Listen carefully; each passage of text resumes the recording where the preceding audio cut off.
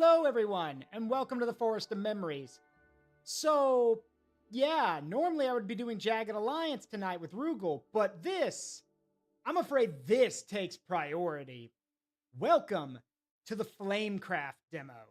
Now, if you recall, last year, last year, Amina and I played a little, I posted pictures on social media of Amina and I playing a board game with a bunch of dragon plushies.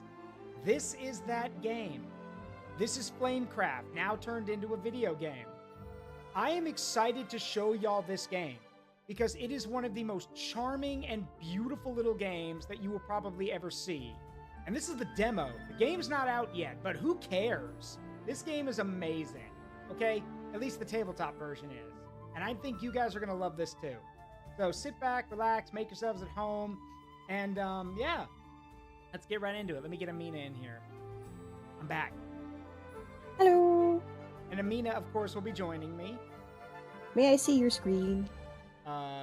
Yes. Okay, hang on. Hopefully the game doesn't, chug again, like it's known to do whenever I stream. If it chugs, we could just shut it off, because I have the stream on my phone, but I do want to be able to not have the lag. That's true. All right, there we go. But if it don't work, it don't work. Also, I appreciate you using the dragon PNG. Yeah, of course. But yes, this is Flamecraft. For those who don't know the game or don't know anything about it, don't worry, you'll see. I'm actually gonna turn it down a little bit because the music is kind of loud.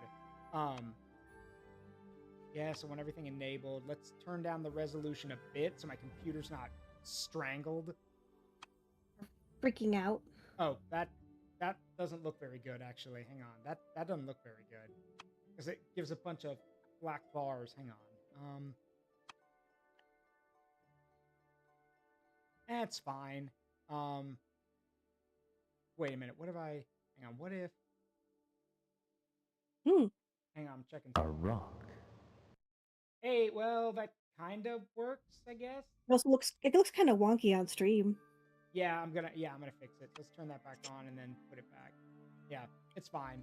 If it starts chugging, I'll fix it, but I think we'll be okay. Anyway, let's see. Let's do the tutorial so you guys can at least see how the game works. Now, Amina and I have played the game, but this way you guys will get an understanding of how it works. Because the thing is, it's actually a pretty quick game, but it's one of those games that once you start playing it, and you know how it works, you can just keep playing it over and over and over again. So we'll start at the beginning with the basics.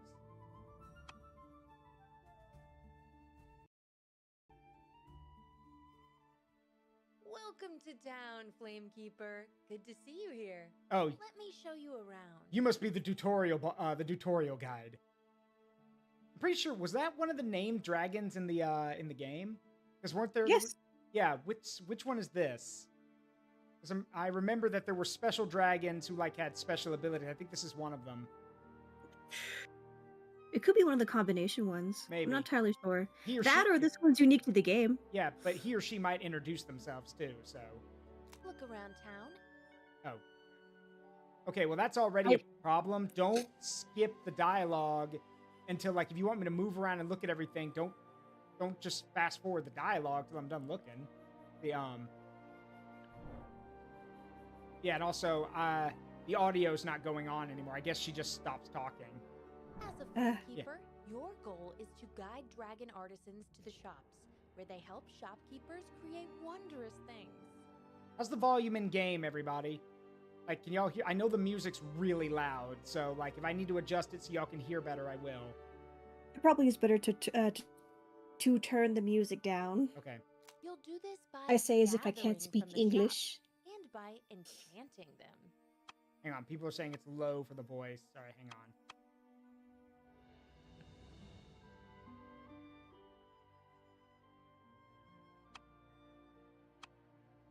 Doing those things will earn you reputation points. The player with the most reputation points at the end of the game wins. There we go, that should be better. Okay, let's get to work. Choose a shop to visit. You'll do this at the beginning of each turn. Okay, so here's how this works. Basically, at the start of the game, you get cards that have different dragons on them. you use these cards to basically improve or enchant the shops you go to. Case in point, we have Loaf here. Also, the cards are animated. Oh yeah, I love that. The cards are animated, which is such a cute little detail. So here's how this works. Every dragon falls into a type, basically. There are dragons that are involved with food. There's dragons that are involved with butchery. Dragons that are involved with metalworking, alchemy, herbology. Medicine. Yeah, and medicine. Yeah. And basically they all have names or... Also jewelers. Yes. But yes, the whole point is that all the dragons have names and look like what they are attached to, basically. So, anyway, let's see. Choose a shop again. Well, then we want to go to probably this one. Critical Roles. Very cute. Also, you can see all the different dragons here in town, which is cool. They're all 3D and all the people are 2D. The dragon artisans have their little hands full across town, so you'll have to visit a different shop each turn. For starters, let's visit Critical Roles. I called it. Yeah, we're going here. Once you visit That's the one shop, of you the can either gather goods or well, enchant the shop. you know, it's one of the stores. Mm-hmm. Every single store has a punny name or as a reference, and Yes. it's great. To cast an enchantment, we need a variety of goods in our personal supply, but we don't have those at the moment. But choosing Gather will help us get them. Let's try it. Select Gather to start collecting goods. Great! As you can see, Gather action has 4 steps. And then the little dragon runs into the shop. The first one is already complete. We've collected the goods. We gain goods not only from the shops, but also from dragons there, and as you'll learn soon, from casting enchantments. That's why this time we got 2 bread. 1 bread from Critical Role's supplies, and 1 bread from Pan. That's Pan, by the way. The other 3 steps are always optional, but most of the time they're worth doing. Second step allows you to place matching artisan dragon from your hand. Dragon artisans can be played into an empty shop slot if their icon matches the one shown in the bottom half of the slots. Icons on the top of the slots show what reward you will get by placing the dragon there. Try it out. Place the loaf from your hand into the matching slot. Go. Check out your personal supply in the upper left corner. You received a coin. Coins are special. Whenever you need to pay with goods, you can replace any good with them. You might also want to save them because each coin is worth 1 reputation point at the end of the game. Yeah. But let's get back to gathering. Now comes the third step. You can fire up 1 chosen dragon card in the shop to use its ability. Red dragons let us draw a new artisan dragon card. Yeah, so we have bread dragons, meat dragons, metal dragons, gem dragons, leaf dragons, and alchemy dragons. And there are some dragons that are rare and are basically 2 types in 1. Let's do it. Fire up any bread dragon card to use its ability. Yeah. This is the Dragon Park overview. You can choose from 5 face-up artisan dragon cards or draw random cards from the artisan deck. So as y'all can see, these are, and again, all these cards are animated. Every single one of them. And they're all adorable. Yeah, and you could see all the different dragons that are basically you can have access to. These are gem dragons, that being Jewelheart and Moonbeam. Cookie and Cinnabon are bread dragons, and Rusty over here is a metal dragon, doing metallurgy. So let's see, we don't have a meat dragon, so let's see, we'll just grab a card then. Here you can meet 6 artisan dragon types, each with their own special ability. Right now we can see 3 out of the 6 different types of artisan dragons. But don't worry, we'll meet the other 3 later.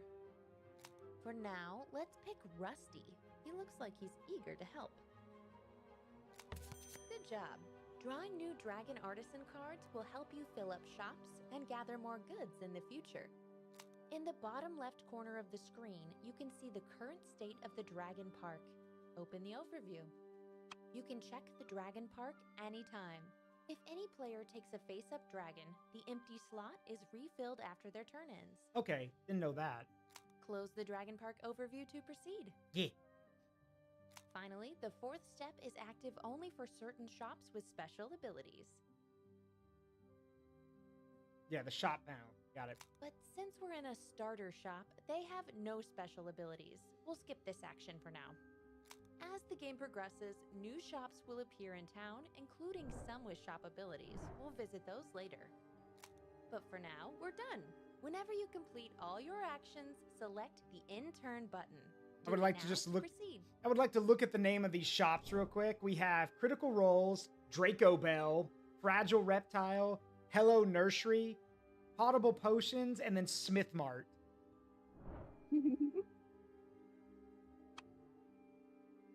There's a new shop. Let's see. Things are getting busy in town. The other players have taken their turns. Let's see what changed. Right. Okay. Look at the Dragon Park overview panel. As I mentioned earlier, the park has been refreshed, filling empty slots with shiny new face-up dragon cards. Hey, Herb or Herb. I don't know what they would call. I don't know how they name him. Like, we say Herb, but I'm pretty sure some people would say Herb. I think both. Yeah. Ooh, look at that. There's a new shop in town. Yeah, the Drake of Cakes. New shops appear at the end of a turn in which all 3 slots in any other shop in town have been filled with dragons. Let's see what this shop has to offer. Select Drake of Cakes to open the shop panel. And look at that! This shop has a special ability we can use while gathering. To use this ability, we need 2 bread, which you already have in your personal supply. Alright, let's do it. Start gathering. Ooh, but wait a second. There's another player in this shop. That means only one thing. We have to give them a nice gift. Yeah, so one of the ways, like, Amina and I didn't have this problem while we were playing the game ourselves, but with multiple players, this is the way that you can basically kind of prevent people from spamming one shop over and over again, is you have to actually give them gifts to get into the store that they're in, which is, yeah, kind of hilarious in retrospect. Imagine having to pay someone so you could go shopping. It's like, no, this is my supplier. Yeah. Get out of here. Whenever you Could I visit a convince you shop with 50 other bucks? players inside, Yeah, I'll pay have you to give $50 each to of them piss one off. good from your personal supply. Yeah, you have to give them one good. Give another player 1 meat and then confirm your choice. Now that the payment is settled, we can continue gathering. We don't have the iron symbol here, but the any good symbol accepts a dragon artisan of any type. So play Rusty from your hand. Now you can fire up one of the 2 dragons in the shop. Let's see what Rusty can do. Rusty can give you 2 same goods of any type available in this shop. Choose whatever you'd like and confirm. And now you can finally use the shop ability. Select the shop ability in the shop panel. This shop ability requires you to pay for its activation. Yep. You can use 2 bread, Which makes sense. or replace 1 bread with a coin. After that, you can choose dragons to draw. Let's give it a try. Choose goods to pay, then draw any 2 dragon cards and confirm your action. Let's see, I can't really see the map, so I can't really tell what else there is to play with, so might as well just be smart. Great! Now you know everything about gathering. End your turn to finish this chapter. All right, that's the tutorial chapter, and we get a fancy dragon pawn skin if we actually finish the tutorial, which is nice. Rewarding your players for finishing the campaign, for finishing the tutorial is actually really nice. Well, you finished the first chapter of the tutorial. You know what I mean. But I agree. That is a great reward. Hello, Flamekeeper. In this chapter, I'll show you how to enchant a shop. Enchanting shops is a great way of gaining reputation. In the bottom left corner, you'll find the enchantments. During each turn, you or the other player may use one of the 5 revealed enchantments from the deck. As with the Dragon Park, claimed enchantments are removed from the card pool and new ones will show up to take their place at the end of the turn. Each enchantment has a goods type icon indicating which shops it can enchant. There's one exception though, which I'll show you later. In the center of each card, you can see which goods need to be paid to cast the enchantment. At the bottom of each card are the rewards granted by that enchantment. Each enchantment is unique and can only be cast once. Stay sharp and grab the ones you want before someone else does. With so many goods in our supply, we have plenty of options. Filet mignon sounds delicious. Let's cast it. Close the enchantment overview. It's time to find a perfect shop for our enchantment. As filet mignon is a meat enchantment, try to find a matching meat shop and visit it. Well, the only one available is Draco Bell. Draco Bell seems like the Or sorry, perfect fit for our Draco. first Pretty sure it's enchantment. Draco, but Select whatever. Enchant to It is cast Draco. filet mignon in this shop. Also, I'm pretty sure any, like, yeah, I know that it's Draco Bell, but it's basically an open barbecue place or an open grill spot. Choose the filet mignon enchantment and confirm. Look at the goods required to cast this enchantment. In this case, the cost is 4 iron and 2 potions. When you lack a specific good needed to cast an enchantment, you can often replace it with coins. You can do this right now if you'd like. Now select the goods you want to spend, or use the autofill button to check them all at once and confirm your choice. Great! You've got 3 reputation points, 2 coins, and 1 artisan dragon card, which you can now draw from the Dragon Park. Choose whichever you want and confirm. Choose whichever you want and confirm. Once you cast an enchantment, the shop becomes permanently upgraded. See the extra meat icon under the shop name? Yep. The next time anyone will gather in this shop, they'll receive an additional meat. And this is kind of the the twist to enchanting the shops. Yes, you get a reward for using an enchantment, but now everyone gets a benefit from it. So you got to keep that in mind. We've already enchanted a shop and earned enchantment rewards, but that's not all. You might recall that during gathering, you could only fire up 1 dragon artisan ability. With enchanting, you can fire up all the dragons in the shop. How cool is that? Of course, this is also extremely busted, as Amina no doubt knows, because I think, how many times did you actually win when we played? Like, 1? None. Yeah, none? Yeah. I wasn't Part of trying why to... people like playing games with me is because they will win. Which is so... It's a good ego boost. Which chat is so funny, because in board games, people beat her left, right, and center, but in tabletop games, her luck is stupid. What luck? Where is the luck? You're the one with the lucky hands. I mean, but you're lucky too. Need I recall you've had plenty of luck in games. In gacha games. Yeah, that, and also the fact, I've already told people the fact how you beat both Golden Sun and the Lost Age super bosses before you even beat the game. I just have a good strategy. Mm-hmm. Go ahead. And that give it a strategy try. was juggle Activate every the dragon's single abilities in opportunity any and order you resource. like. That way I can, mass summons as often as possible to deal huge damage. Fire up all the dragons at Draco Bell. The actual players weren't, causing a lot of damage, but you know what did? Yeah. The knight that flew out of the sky and fired a laser out of his sword. Yeah. Oh, right. Yes, Grinex, I'm having a blast. Oh, right. Meet Hickory. As a meat dragon, he lets you play any dragon from your hand into an empty matching slot in any available shop. Choose any dragon card from your hand and play it in town.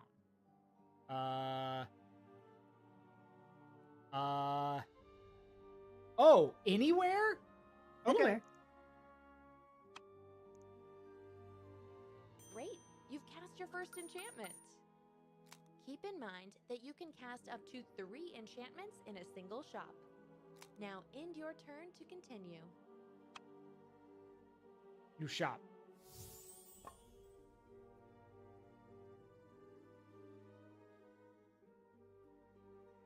Hey look, there's a new shop in town. The enchantment deck has also been refilled with the missing card. Take a look at the enchantment overview. We still have plenty of goods to use, so it's the perfect moment to learn about the most rewarding enchantments in the game. The enchantments with variable rewards that show a set of goods that can be paid multiple times to increase your reward. I don't think we came. Did we ever come across these when we played the game? We did. We just weren't sure exactly how the rules were meant to be applied. Yeah. So we just kind of ignored them. Yeah, well, now we're about to learn. Take Camouflage, for example. If you Thanks, pay James. 3 meat, 3 plants, and 3 bread for this enchantment, you'll receive 9 reputation points. However, if you pay 2 meat, 2 plants, and 2 bread for this enchantment, you'll receive 5 reputation points. Ah, and then if you only pay 1 of each, you get nothing. Okay, got it. You could cast Camouflage with just 1 meat, 1 plant, and 1 bread, though it won't get you any reputation points, so it might not be the best idea. The Camouflage enchantment, like the minnow tarts from our enchantment pool, also has one key feature. Yeah, no gold, no coins. Do you see the crossed out coin next to goods on these cards? This symbol means you cannot use coins to pay for these enchantments. Now that you're an enchantment expert, let's look at some unique shops with special enchantment rules. Close the overview to check them out. All right, I'm gonna ask you guys, chat. I'm already a silver dragon, so what kind of what kind of store do I benefit? You would use one of the fancy stores, or a store from the Kickstarter for the little coin game. Yeah, Red Mage says a jewelry shop. I mean, the gems are good for channeling power, There are but currently 3 shops in town whose you're also a icons are cook at different heart. from the Yeah. others. Ma and Pa's with but the also coin you are icon, associated with the forest, so Cute you have with sort the of like a artisan dragon symbiosis icon, with plants. and Flagons and Dragons with the Any Good icon. Any of these could do, honestly. Yeah. That's why I say a fancy shop. Like, you know, Puff the Magic Dragon. That's a Yeah. fun shop. Yeah. Let's see. Shops with artisan dragon and coin icons cannot be enchanted. However, shops with the Any Good icon can accept any type of enchantment. Flagons and dragons. Visit Flagons and Dragons to cast the new enchantment there. Grinnick says an accessory shop. Select Enchant to unleash the magic. Let's cast one of the enchantments with variable rewards. Choose Minnow Tarts or Camouflage.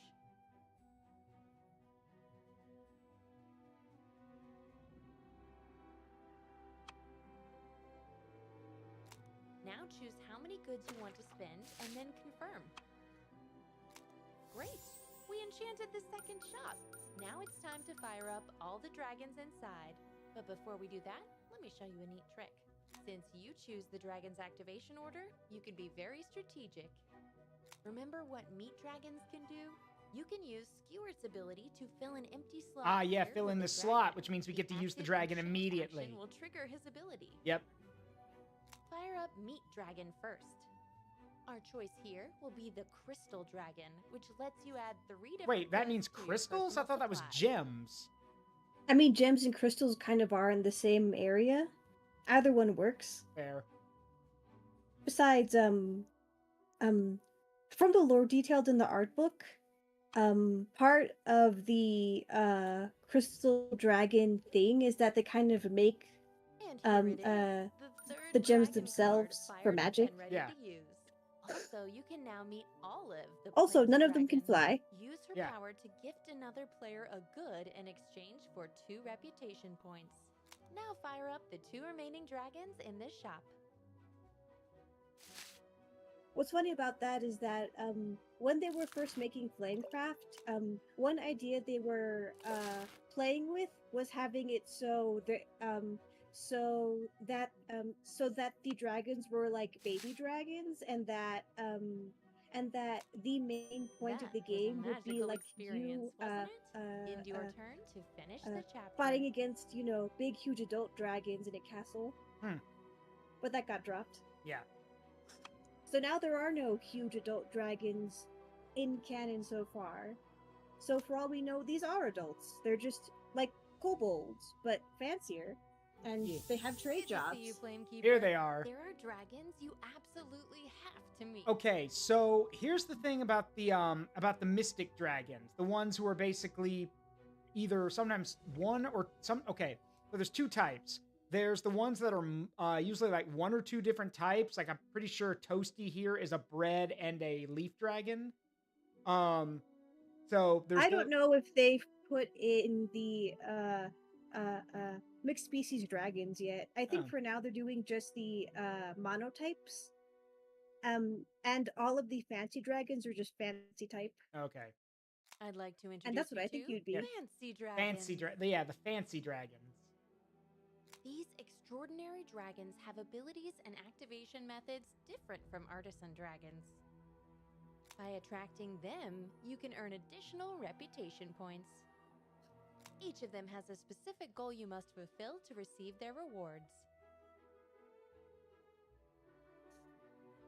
There are two types of fancy dragons: sun fancy dragons and moon fancy dragons. Sun fancy dragons must be played during your turn to score them. You get to choose when to do that for the biggest payoff, but you have to play sun dragons before the game ends. Moon fancy dragons are scored automatically at the end of the game if their goals are met. Grinix says Gabe's a moon dragon. So his effects kick in at the end of the game. Well, what are Gabe's end of game effects then, Grinix? Because I guarantee yours truly is a sun fancy dragon. Play me now. Let me use my magic to benefit you now. Because if you wait to the end of the workday without using me, I'm just gonna leave. I'm not gonna help you. Day's over. I'm going home. I came to work early and leave early. Yeah, I came immediately. Yeah, I came early and I leave early. Yeah, use me accordingly. At the start of each game, you choose one fancy I wonder what I dragon would to be. add to your hand. Moon dragon. Rainbow looks I definitely eager could to stay be late picked. whenever I did Select work. the card and confirm. You'll find your fancy dragons right there at the bottom. You can have any I number came, of them I in your saw, I hand. went. Yeah. Let's see what Rainbow can do. Try to get the most out of this colorful dragon's ability. When played, Rainbow gives 1 reputation point for each unique artisan dragon in your hand. Okay, then we should probably wait till we get more. Currently, you have 3 out of 6 different artisan dragon types in your hand. But don't worry, Drake of Cakes looks like a perfect shop for drawing more of them. Let's go inside. Choose Gather to make use of this shop's ability. This spiral-like icon on an empty slot in the shop means that when you place a dragon artisan there, you will get a new fancy dragon. Fancy dragon. Since we have 2 crystal dragons in hand, this is a perfect opportunity to place one in the slot to attract a new fancy dragon. Now finish gathering. Try to collect as many different artisan dragon types as possible. Ooh, I like that. I like that, that Jasmine, an alchemist. Yoink. And then we're gonna...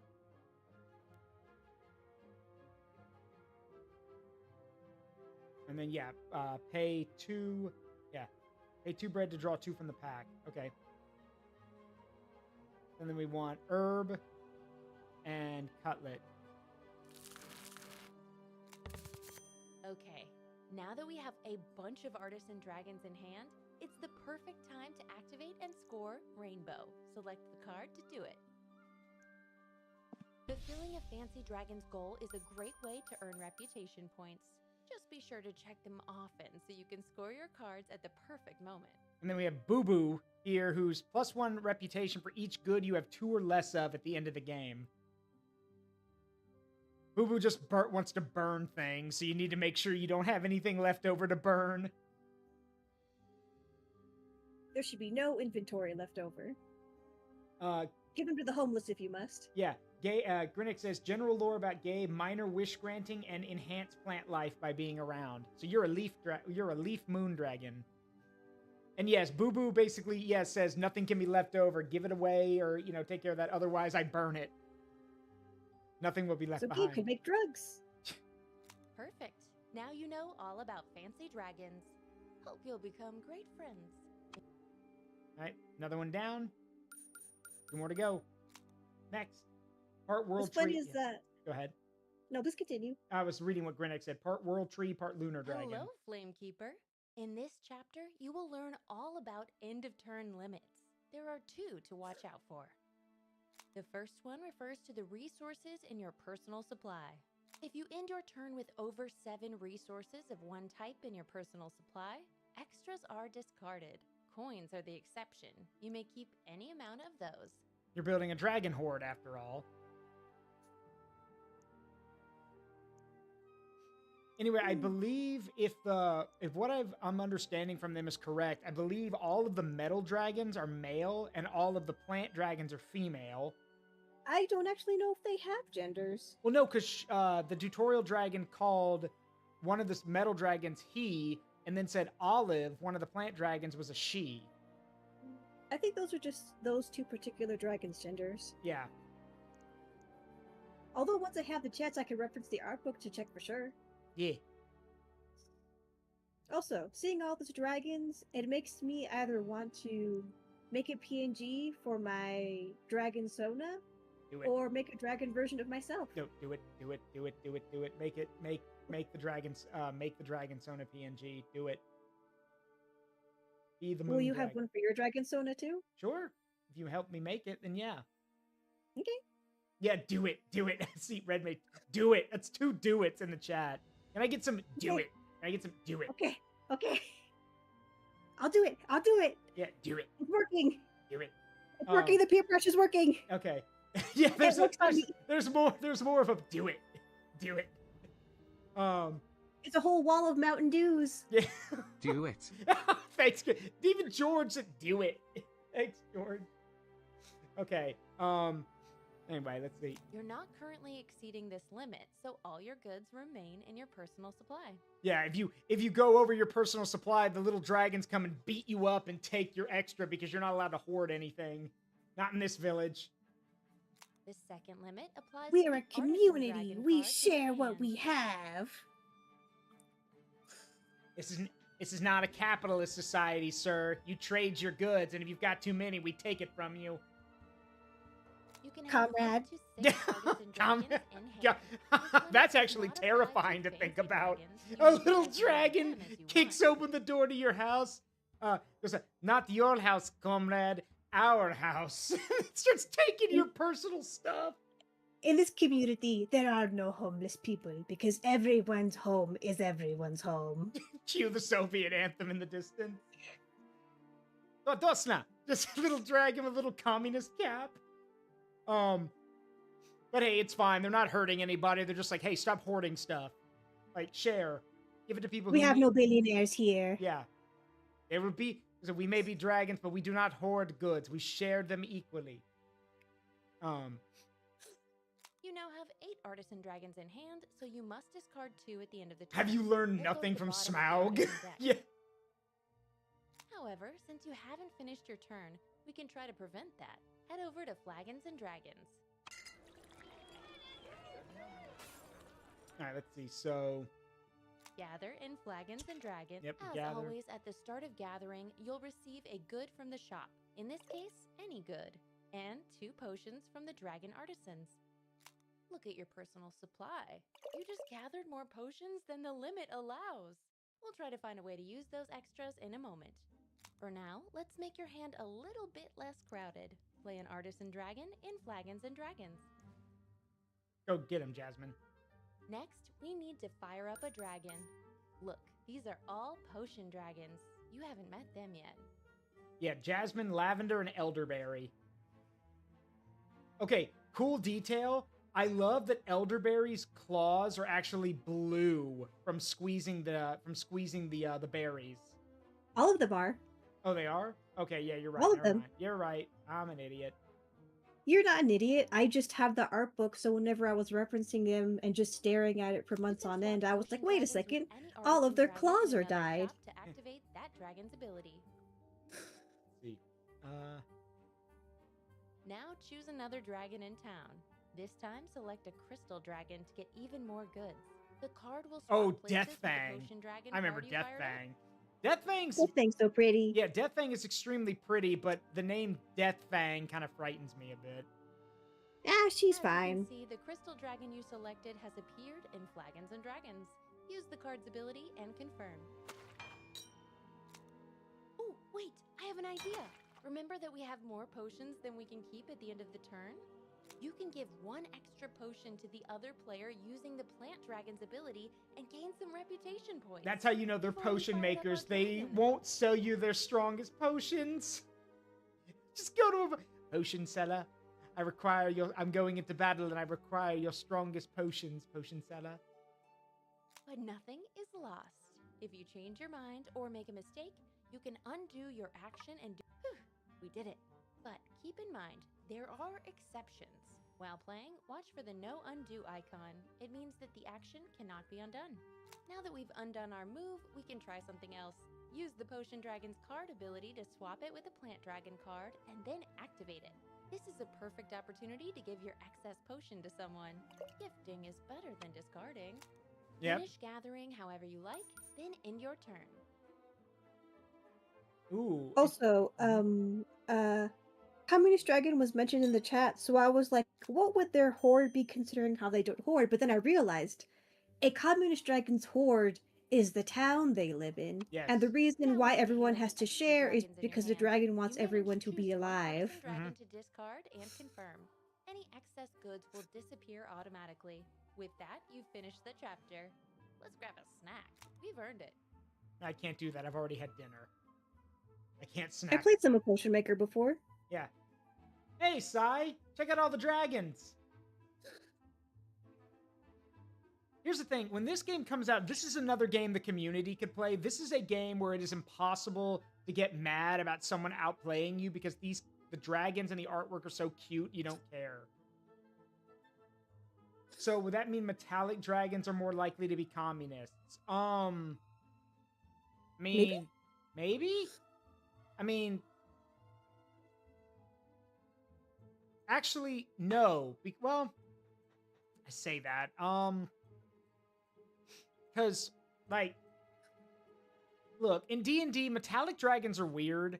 Because, like, let's look at gold and silver dragons, for example. Yours truly is a silver dragon, so I speak from experience. Gold dragons are the wisest, the smartest, the strongest, blah, blah, blah. Everybody loves the gold dragons. Meh. They got their heads shoved directly up the butts. Yes, they have their heads shoved so far up their ass, and the longer they live, the more and more lawful stupid they become, basically. They get more and more antagonistic.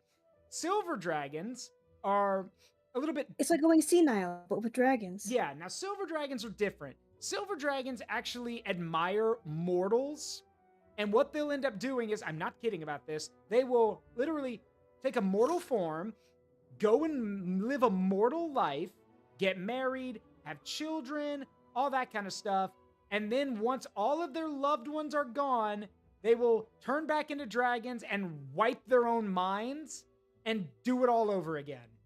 It's like a reverse furry, but with a dragon. If there's a dragon called Flint... And extreme. Yeah. If there's a dragon called Flint, is there one named Steel? I'm sure there is. Flint and Steel. But yeah, gold dragons kind of have a special way of going senile. Hello, Like, Flamekeeper. technically it Glad helps you're here. everyone We else, can but it's discuss also what triggers concerning. The end of the game. Oh, all right. Into the game time. Let's see. The game ends when the last card in either the Dragon Park or the Enchantments deck is drawn or revealed. Here's the Dragon Park, by the way. Some by the fountain. Got a meat dragon doing Tai Chi. A crystal dragon at a drinking tea. A bread dragon sleeping. And a metal dragon on the swing set. Yeah, that's Tai Chi. That's not Kung Fu. That's Tai Chi. Yep, that's Tai Chi. And then this It's the smooth snow kind. yeah, and then that crystal dragon. Oh, he's doing Tai Chi and yoga. I know what that is. That's yoga. So he's doing Tai Chi and yoga. Downward dog. Yeah, and then the crystal dragon is like cleaning itself in the fountain. Or splashing around. And the metal dragon's having a swing. Yeah. You can track the number of cards in each deck on their overview buttons in the bottom left corner of the screen. There's hot dog. Hot dog. Yeah. Ba, ba, ba, ba, ba, ba, da, ba. When last cards are drawn or revealed, Da, each player da, gets da, one da. final turn. Ba, da, ba, After ba, that, it's time to tally up hot the dog. points and see who's the winner. Bum, bum, bum, bum, bum, bum. We're dweebs. Yeah, we are. The I mean, player with the I only know most that song because of that reputation video I points showed you of like the wins. ships, like the naval ships, like all of them spinning, and then the German one sinking to the bottom of the ocean. Because the Germans are never allowed to have any nice ships. Now, as you can see on the overview buttons, we're close to the end of the game. Try to use your knowledge to gain as many reputation points as possible before the game ends. Okay. This is a great time to put everything you've learned into practice. At this stage, I recommend focusing on gathering coins, casting enchantments, and attracting and scoring fancy dragons. Okay. Since fancy dragons of other players are revealed and scored at the end of the game, you never know who the winner will be till the last turn. There are 2 turns left. Good luck. All right. See what we got. So, ooh, sunlight. I want to, yeah. Pay 5 crystals to gain 3 reputation and 2 coins. Interesting. Hang on, I don't want to use this ability yet.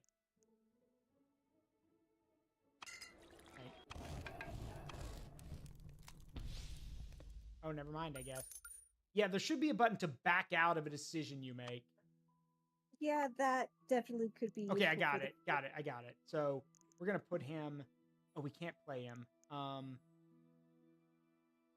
Yeah, there should be a And now button. you see why I Okay, so before the board game was made into a demo, I really wanted it to be a game because it's kind of very involved if you don't understand the rules as fast as a rook does. So I was like, you know what would be helpful? If this game that has a lot of like many functions like a video game was a video game. Yeah. Let's see.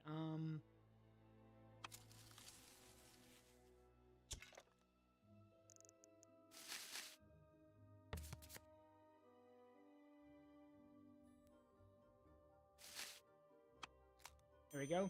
So I get some stuff from that. Umami. Umami? Yeah, umami. A moon dragon. What about your mommy?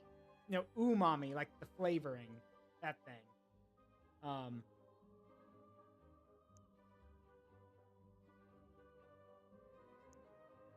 see.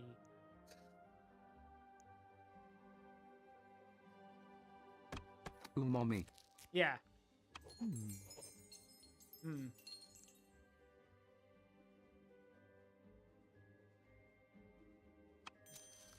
All right, intern. Let's see. There's shale, coal and shale.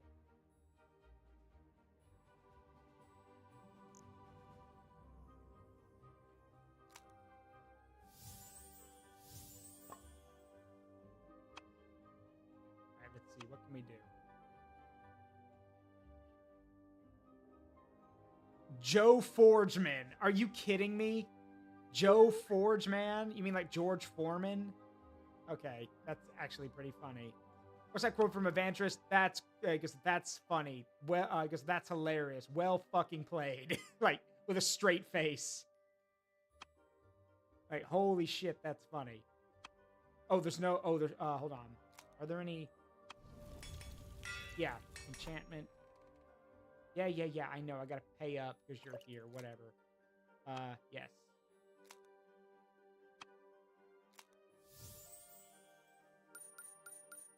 Nice.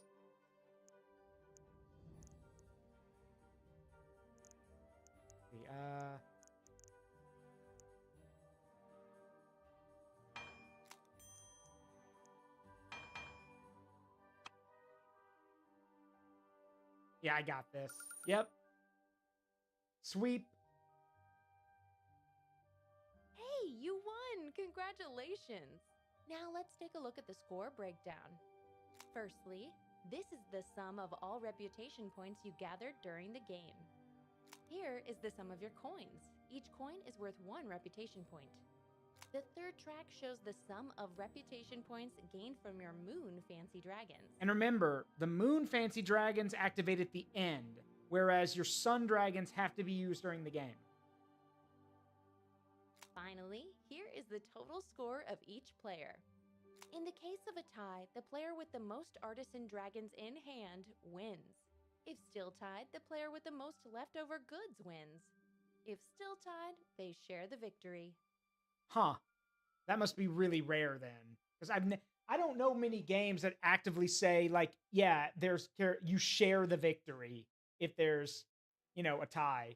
Very Well, rare. I mean, considering the spirit of the game, Yeah. it's appropriate. That's everything I prepared for now, Flamekeeper. I hope you had fun learning about us and our town. If you ever need help, you know where to find me. See you around. Amina, Can I get a ski? Yeah, Amina, can you look in the book and see if that dragon has a name, or see if she was created just for the game? I will check. But yeah, that's the tutorial. Seriously, guys, this game is so freaking cute. How can you not? Wait, check out the other games we've made. What other games? Yeah, they made other games. Oh, let's see. They have Wormspan coming to Steam. Oh, that's a dragon card game. Flamecraft, Wingspan. Oh, Wingspan's that like weird that bird themed card game. Yep. Weird. Huh, didn't know that. Anyway, all right, let's try a custom game.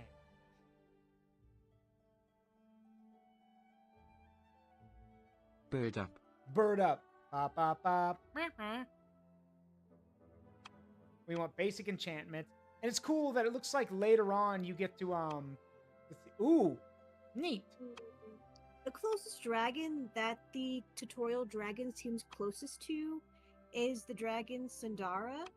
And that's pretty much the dragon Sona of the main artist of the series. Okay. Now it looks different because the inside of the wings are different, and so is the hair accessory. But like the color of the body and like the kind of hair-esque scales on the head kind of seems like it. Yeah.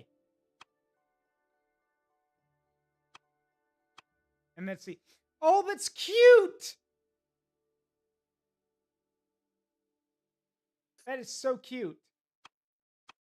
What you doing? No, you get to pick like any 3. I don't know where the one I ended up I guess I unlocked the fancy dragon option for doing the tutorial, I guess. But you get to pick, there's 3 different types of each dragon type, so you can find the exact pawn you want. Which one do you want? I'm looking. Let's see.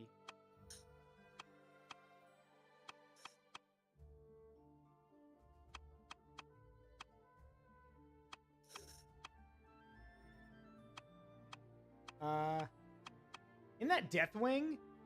Or Deathflame? Yes. Yeah, it is her. Yep. The, I kind of hope at some point they'll add make your own dragon on. That would be awesome. Yeah, like let us like have access to the things so we can make our own dragon pawn. That would be really cool.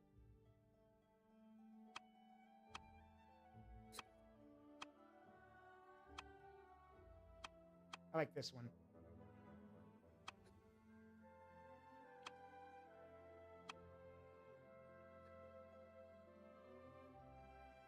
All right, let's play. Give me Wings of Fire inspired ones. Isn't that a book series? Yes, it is. It's a very popular book series where all the characters, well, all of the major characters are dragons, And one of the cool features of the world is that technically, like, there are humans, but dragons are the dominant species. Got it. So, you know, uh, their story is the one that matters, and it's been going on for a while. Cause like I read the first two books whenever it first came out, and in the first arc, it followed these five young dragons having to quote unquote choose who the next queen of the dragons will be.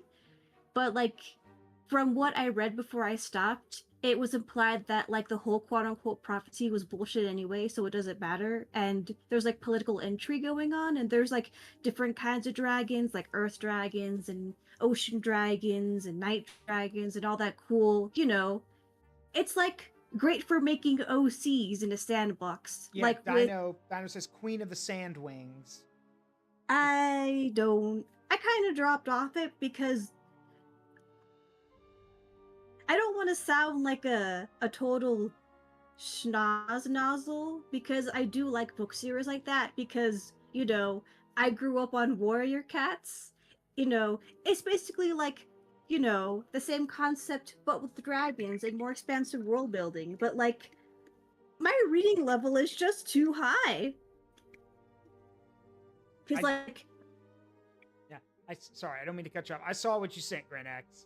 But go ahead. But yeah, like because like all the fans, all the art, all the animations, they kick so much ass because it's all dragon characters, and that's all I've ever wanted. But whenever I went to like go read the graphic novels or like reread the books I have, I was so bored, and I was like, no, I'm too old for this. Or you just, my reading level is too high. Or you just recognize garbage. That could be it too. Because I hate to be. The hell? Oh, that's what the hell? Oh, it's the Steam thing. Whoops. Look. It's super sad for me because like I want to be into it. It's dragons. Amina. It's dragon main characters. That's all I ever wanted. Amina. But it's just like, eh. Look, here's the thing. At the end of the day, I'm just gonna give it to y'all straight.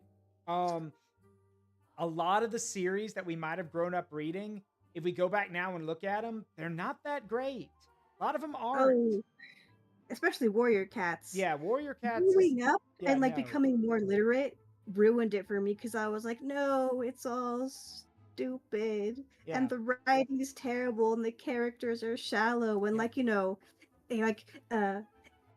in the first arc, there was like a whole prophecy with like, fire saving the forest, and like all the characters were like engaging and fun to read because they were all interesting and dynamic. But as the series went on, it turned into drab, boring relationship drama, and the authors just seemed to hate all of the female characters because life for them all just gets worse. And it's like, wow. Yeah. The series just went downhill the longer it went on. I mean, that's to be fair, that kind of happened. Let's be real. That happens with any series, really. That happens with any series. The longer a series goes on, the worse it's going to get. Now, some of them do manage to dodge that bullet, but not all of them do. I mean, if you want another good example, Harry Potter. If you go back and read Harry Potter now, holy shit. There's a lot of stuff that makes no damn sense and a lot of things that are really badly written. Like, I mean, aside from the author being a shitty human being, the point, like, okay, give you an example. And I love mentioning this one because here's the thing. You ask any diehard Harry Potter fan this, and they won't be able to give you an answer. Because the question I always ask them, and it pisses them off so much, it's so much fun, is I ask, hey, how come the wizards and the witches didn't stop the Holocaust?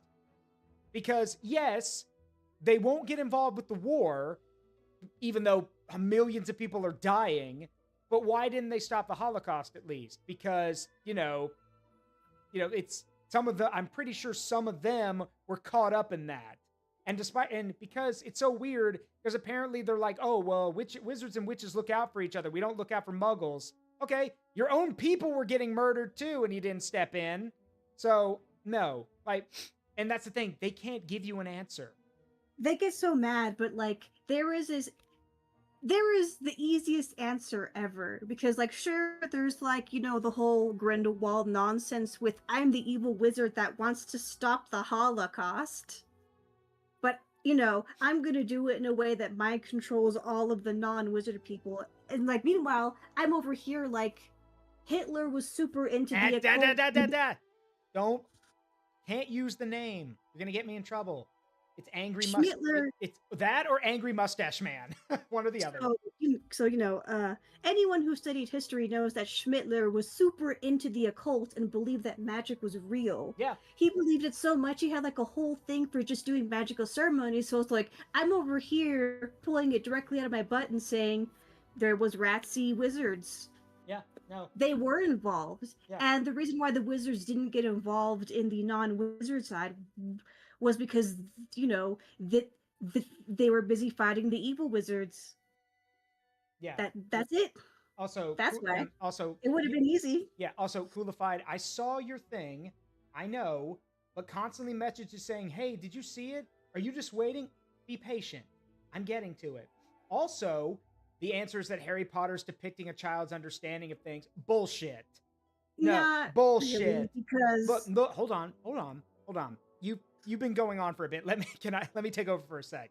I can answer this one pretty clearly. I know, but I can too. You've already beaten the warrior cats things into the ground. Give me the bat and let me beat. Hold on, give me the bat and let me beat Harry Potter into the ground for a second, and then I'll give it. Yeah, and then I'll give it back to you. Look, here's the thing. I would agree with that Coolified for maybe the first 2 books. But the problem is, as the series goes on and the characters get older, you can't say that anymore.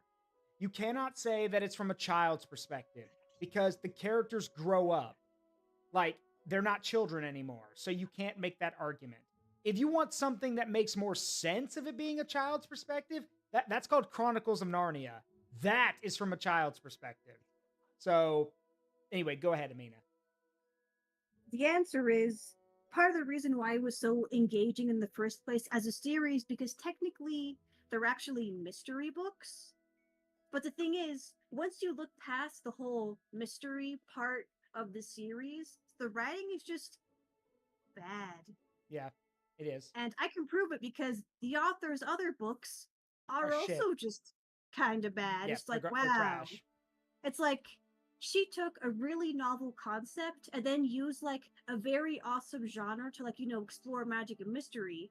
But once she stopped doing that, it kind of got tripped over a staircase and fell down the stairs because she didn't have the skills to do anything else besides the awesome concept. Which, by the way, if you want a good magic school story, Tales of Earthsea, just read all of the Tales of Earthsea books and you're salted. And that author actually has writing skills and can world build in a way that isn't dumb, or does it make sense?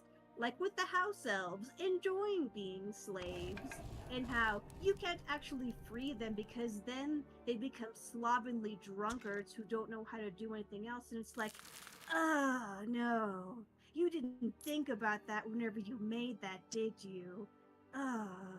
Yeah. And then on top of that, there's the new TV show. Don't watch it. But don't watch it. But basically, they made, the guy that Harry thinks is suspicious and creepy, a black man. Yeah, making Snape. I'm sorry, I'm adding to what she was saying. Making Snape black was one of the most tone-deaf decisions I have ever seen. Because if you've read the books, then you know that what people think of Snape in the books. And now applying all of that to a person of color is like, how do we even describe that, Amina? Like, part of me wants to go, ugh, but I think it's worse than that. It's worse than that because no one was actually thinking, because everyone, in this series doesn't actually think. Yeah, that's about right. It's like, oh no, that you didn't think this through, did you? Nope. You didn't actually take into consideration how the characters treat each other before casting, because think about it. Because everyone wants a black Hermione, but one of the major points of the books is that Hermione wants to end the slavery of an entire race. But the entire time she tries to do that, everyone ridicules her for that. And then even the slave race themselves tell her to go away, except for the one crazy one called Dobby. So it's like, you want Hermione to be black, but oh no. Can we also talk about the fact that she's openly called a mudblood, which definitely is not a good, is not good for someone that you might make of darker skin color. Like It's that. Wow, no one here thinks. Nope. At all. Not. Of course not. Because thinking would require effort, and they don't want to do that. But yeah. Push comes to shove. HP sucks. Read Tales of Earthsea. Yep. Or Worst Witch, because that's just a cute book about a witch girl in school. Ed came out before Harry Potter. Yep. Same with Tales of Earthsea. Yeah, or go watch gosh, what's the name of that what's the name of that that anime about the magic school that's basically Harry Potter? Yeah. Say it again? Except good. Witch Hat Atelier. Yeah. Actually, it's not anything like Harry Potter besides having magical people. Yeah. There's that one, and then there's and also Witch Hat Atelier is also funny. Like, it actually makes you laugh. There are some very funny bits in it. So oh, the names of the shop are actually in game. Like these come directly from the board game. Yeah, so they're like from the board game. Yep, they're all from the board game. Which makes it really fun.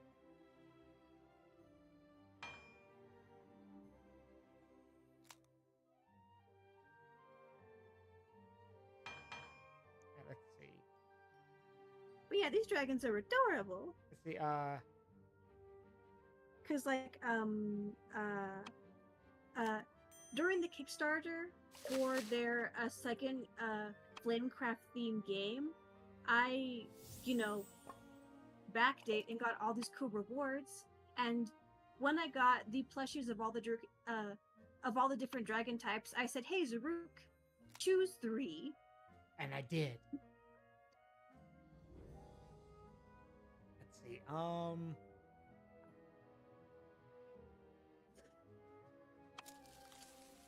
Also, if you don't get the whole Hello Nursery, it's Hello Nurse. It's a reference to, well, Animaniacs. Also, that's a piranha plant. Didn't think we wouldn't notice that, did you? That's a piranha plant. Yep, that's a piranha plant.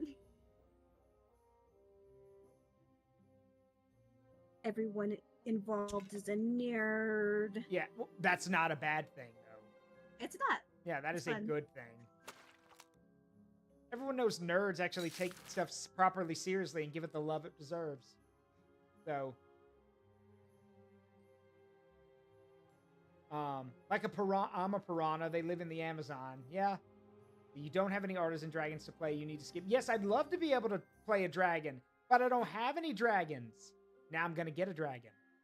The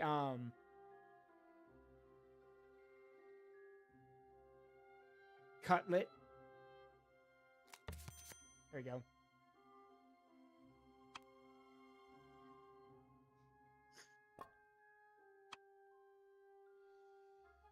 Let's see.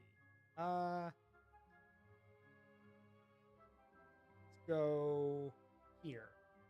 Back to Critical Role. The adventure begins.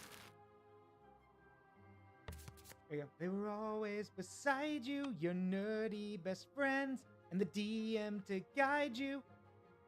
Inspiration is waiting. Rise up, don't think twice. Take your fate in your hands. Take a chance. Roll the dice.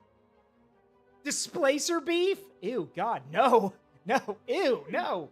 No. That's drow food. Ew, God, no. Displacer beef. Creme brulee. Okay. If it's done right. I bet you they hold games there. Creme brulee? No, Critical Roles. Oh, yeah, Critical Role. Yeah, of course they do. Let's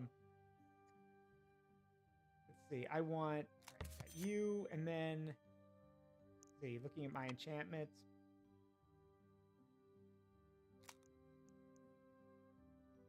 Gain 1 for every... Ooh, yeah, I'll do that now. Yoink. See, All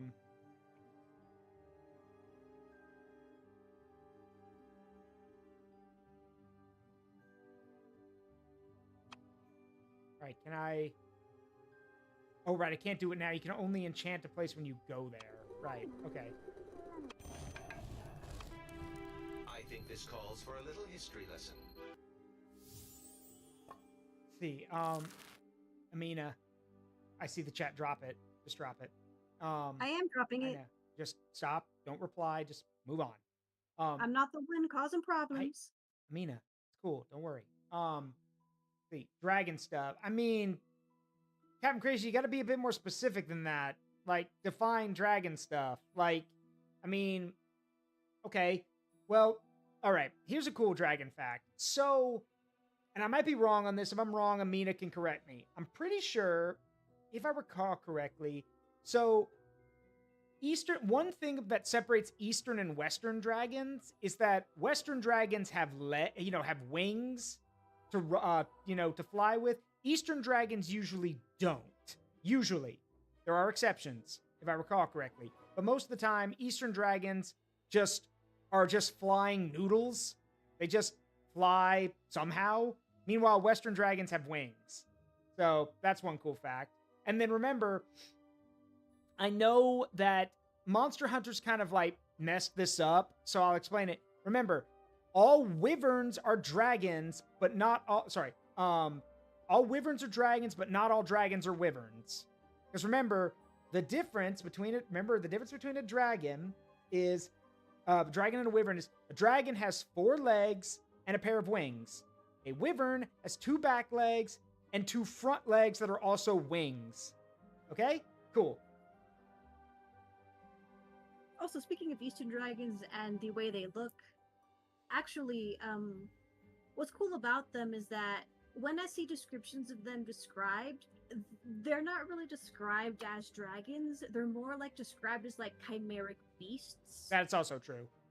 So I'm like, I guess in a way, it kind of, I mean, dragons are dragons, but like having a being described as a chimeric beast and then having someone like make all the traits make sense together, it in a cohesive way was just a cool thing that happened to Eastern style dragons. Yep.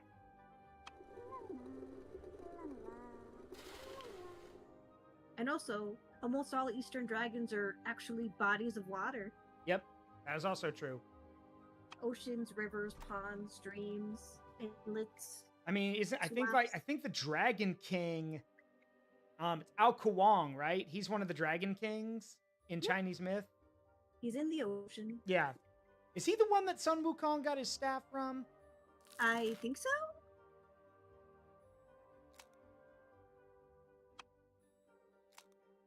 Yeah, dragons are cool because, like, they, like, embody both snakes and birds. It's like, the snake and the bird are both sort of, like, divine in their own way, but also, like, one embodies the earth because it has, only the earth because it has no way of going up, but, like, dragons have wings like birds, right? So, like, do you see what I mean? It's Yes. like...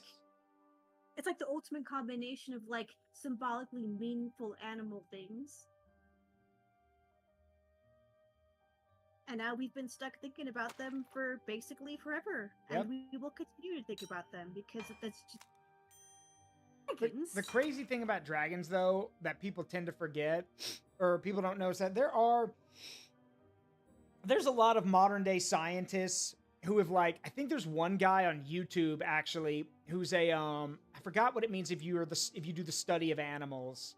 But he... Huh? Zoologist? I think he's either that or he's something else. I don't remember. But he actually did a breakdown of what real dragons would look like. And surprise, surprise, they're more like birds.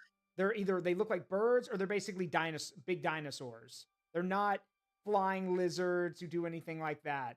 And the closest he could get to like dragons breathing fire is if they just were like, is that maybe they can create sparks or tiny gouts of flame but not enough to like burn down cities and everything. And he said that the biggest they could get within reason is maybe the biggest could probably be as big as a small airplane, but that's it. No bigger than that.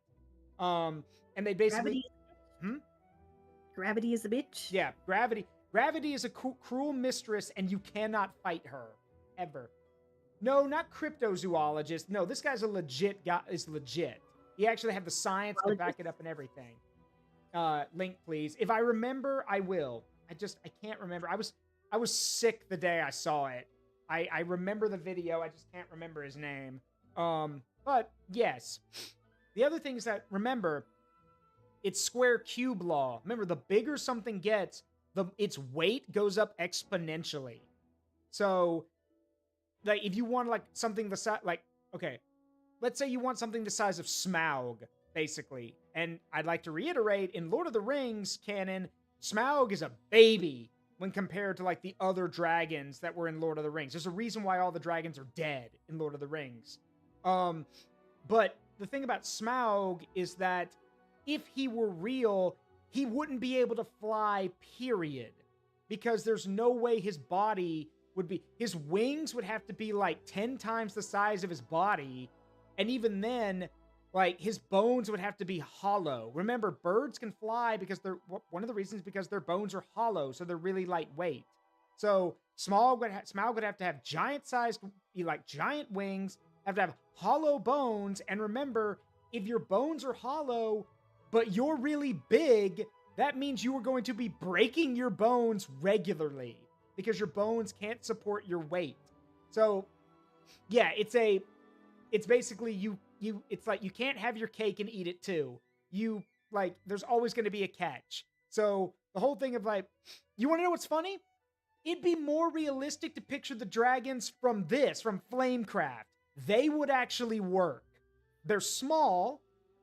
They're small, they're intelligent, but they're small enough that they don't have to worry about a lot of those issues I described. So, now, the trade-off is that they'd probably be kind of heavy, but, I mean, there's some dogs that are that size that are heavy. So, what does it matter,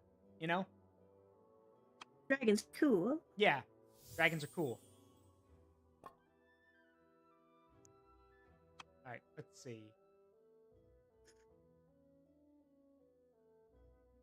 No new shops have opened up yet. Huh.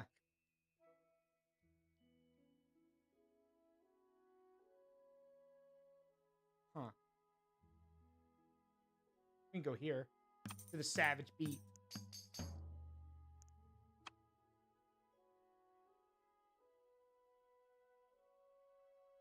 Empanadas. Empanadas.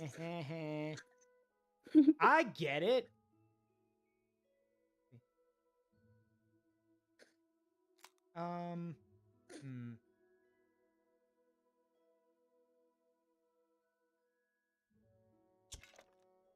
I get it. I don't get it. No, I get it.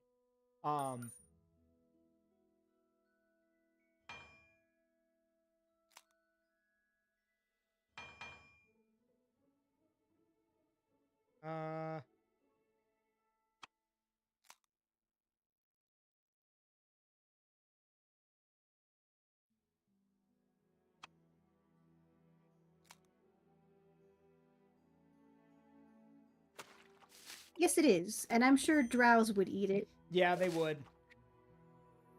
Because their options are various kinds of bats, the weird, mentally crazy purple dragons that live underground, various kinds of mushrooms, and displacer beasts. Yep. Pick your poison, literally. And that's why their breast milk tastes like mushrooms. Where did that come from? Okay, so you know the drow guy in D&D who, made the drow and loves the drow guy? Because, do you have any idea how little that narrows it down? The guy who made them. I don't remember his name, but he's the guy that made them. Okay, who made the drow. Yes. Okay. Someone asked him for some reason what their breast milk would taste like, and he's like, well, considering their diet is mostly mushrooms because of where they live and how they have to survive by eating whatever they can, it would be kind of mushroomy. Ew. Also, Drizzt did not invent the drow, but he is a drow, and is considered one of the very few drow heroes because D&D is weird about people thinking that drow should be more than just weird. Yeah. I would also make the argument, you could argue that Jarlaxle is a drow hero. I mean, he's a dark elf pirate. He's still cool, though. He's like a well-known folk hero. He's like a hero for the drow. But, like, again, he's a pirate, so naturally most people don't like him. According to the Wikipedia, they insist that because of the world building that they want you to play drows as evil, and if you do have a good drow, that should be very minimal, because otherwise, Drizzt wouldn't be as special, because Drizzt has to be the specialist drow. He was one of the few who learned I don't give a shit about their freaking OC. Do not steal. I don't care. I mean, he's cool, but I'm just like, basically, drow used to be like orcs in which they were all evil and there was no arguing with them, but a lot of people like Drizzt and read the books, so when they played D&D, if they wanted to experience a story like that, because it was a cool story to read and then to play. So eventually they gave in and said, okay then, they won't be like orcs in which they're all born evil. We're just going to make it so them being good at all is highly rare, and we encourage you to play them as mostly evil because we like dommy mommies. Yeah. And then orcs are still just born evil because they want to have at least one born evil race to have like an easy villain for all time. Of just look, this race, they were born evil. Kill them. Don't feel bad. But then everyone else was like, that's stupid. We're going to ignore that. Yeah. This is my orc. To quote Nick Fury, I recognize the council's made a decision, but given that it's a stupid ass decision, I've elected to ignore it. I've elected to ignore it. And that's half of like D&D lore. Yeah, it Because like is. apparently there's an atheist wall in the afterlife punishing those who weren't like devoted to any god in their life. That's true. That's true, actually. That is so. Yeah, no, tell them. It is so dumb. Tell them. Okay, so for context, there was a whole stink about the gods being stupid, and so the overgod Ao said, okay then, gods, I'm going to make it so in order to be powerful, you all have to earn, worshippers. But then for some reason, it was decided that if a particular person was like not religious at all towards any god, they were to be punished by having their souls glued to an evil wall of pain that inflicted eternal torture upon them for all time for the crime of not being religious to any good or evil or neutral god. Yep. And I'm over here like, that's stupid. If you want to maximize the amount of worshippers, and souls you get, just have it so the people who aren't religious just get tossed back into reincarnation and then come back as new people who might be religious. Just recycle them. The explanation behind that is because and I'm not kidding, their argument is, well, because the gods exist in this setting, only an idiot or an evil person wouldn't believe in them. Like, no? Like, what if you just don't care? Also, poor people exist who don't have access to all of the temples and all of the everything. Sometimes poor farmers just won't give a fuck because it's not relevant to them. Yep. Or they're, or they're too busy dying from dysentery. Yeah. I would also make the argument that, and again, this is just me, but I stand by this. And I've had some people get mad at me when I've said this, but I stand by it. Here's the deal. I firmly believe, we're going to get real for a second. Yours truly firmly believes that if you live your life on this earth and you have never had the chance to hear the gospel or even know it exists, then God will take mercy on you because there was no one around to tell you about it, and there's no way you could have learned it. So he would not punish you for that. The punishment that involves, the Lord is that if you willingly and ignorantly choose to ignore it, like you were surrounded by it, you had the chance to learn, and there were people who tried to tell it to you, and you willfully ignored it. That's where the problems come in. But if you genuinely didn't know and had no opportunity to know or no way to know, then no, you will not be punished for that. But D&D says, now fuck that. You're just going to get stuck to the wall of agony for all of eternity. It's just so And it's dumb. It's so dumb. If every god is desperate to collect people and clerics to increase their power, then just recycle the souls of the atheists. Yeah, I would also like to point out that there's a number of deities in D&D who would very much have a problem with that. Like, there's a reason why they haven't done anything about that. Yeah. Remember the whole rigmarole with AO making changes to how the gods work? Yeah. It's because he judged them as not doing their job. So now, after all of everything was settled past the time of troubles, all of them are afraid to deviate from their roles. And if they see other gods deviating from their roles, they will drag them into court and punish them for the crime of wanting to do something else or wanting to stop. Fair. Like Baal. Apparently in D&D, the god of evil and murder, Baal, was like, I've been doing this forever. This stopped being meaningful eons ago. Can I stop being the god of murder? But everyone freaked the fuck out because the last time the gods went AWOL, AO literally collected every single god alive and then tortured them for thousands of years. Yep. Anyway. So they said, no, you can't not be an evil murder god. You have to do this or else we'll all be collectively punished. Which is dumb. So keep on doing evil. Yeah, which, again, I would like to point out that some of the gods in D&D would have a big-ass problem with this. But they do it, but they have to put up with it. You have to put up with it, or else they'll all be tortured by by God Dad. Anyway, so that's Flamecraft. That's the demo, and I have another demo lined up. But again, I'd like to point out this game is fun. I really, really, really hope that when this game comes out, it's not too expensive because I want to get it. And also, apparently, there's a solo campaign. Okay, it's a new one. Feels like a red.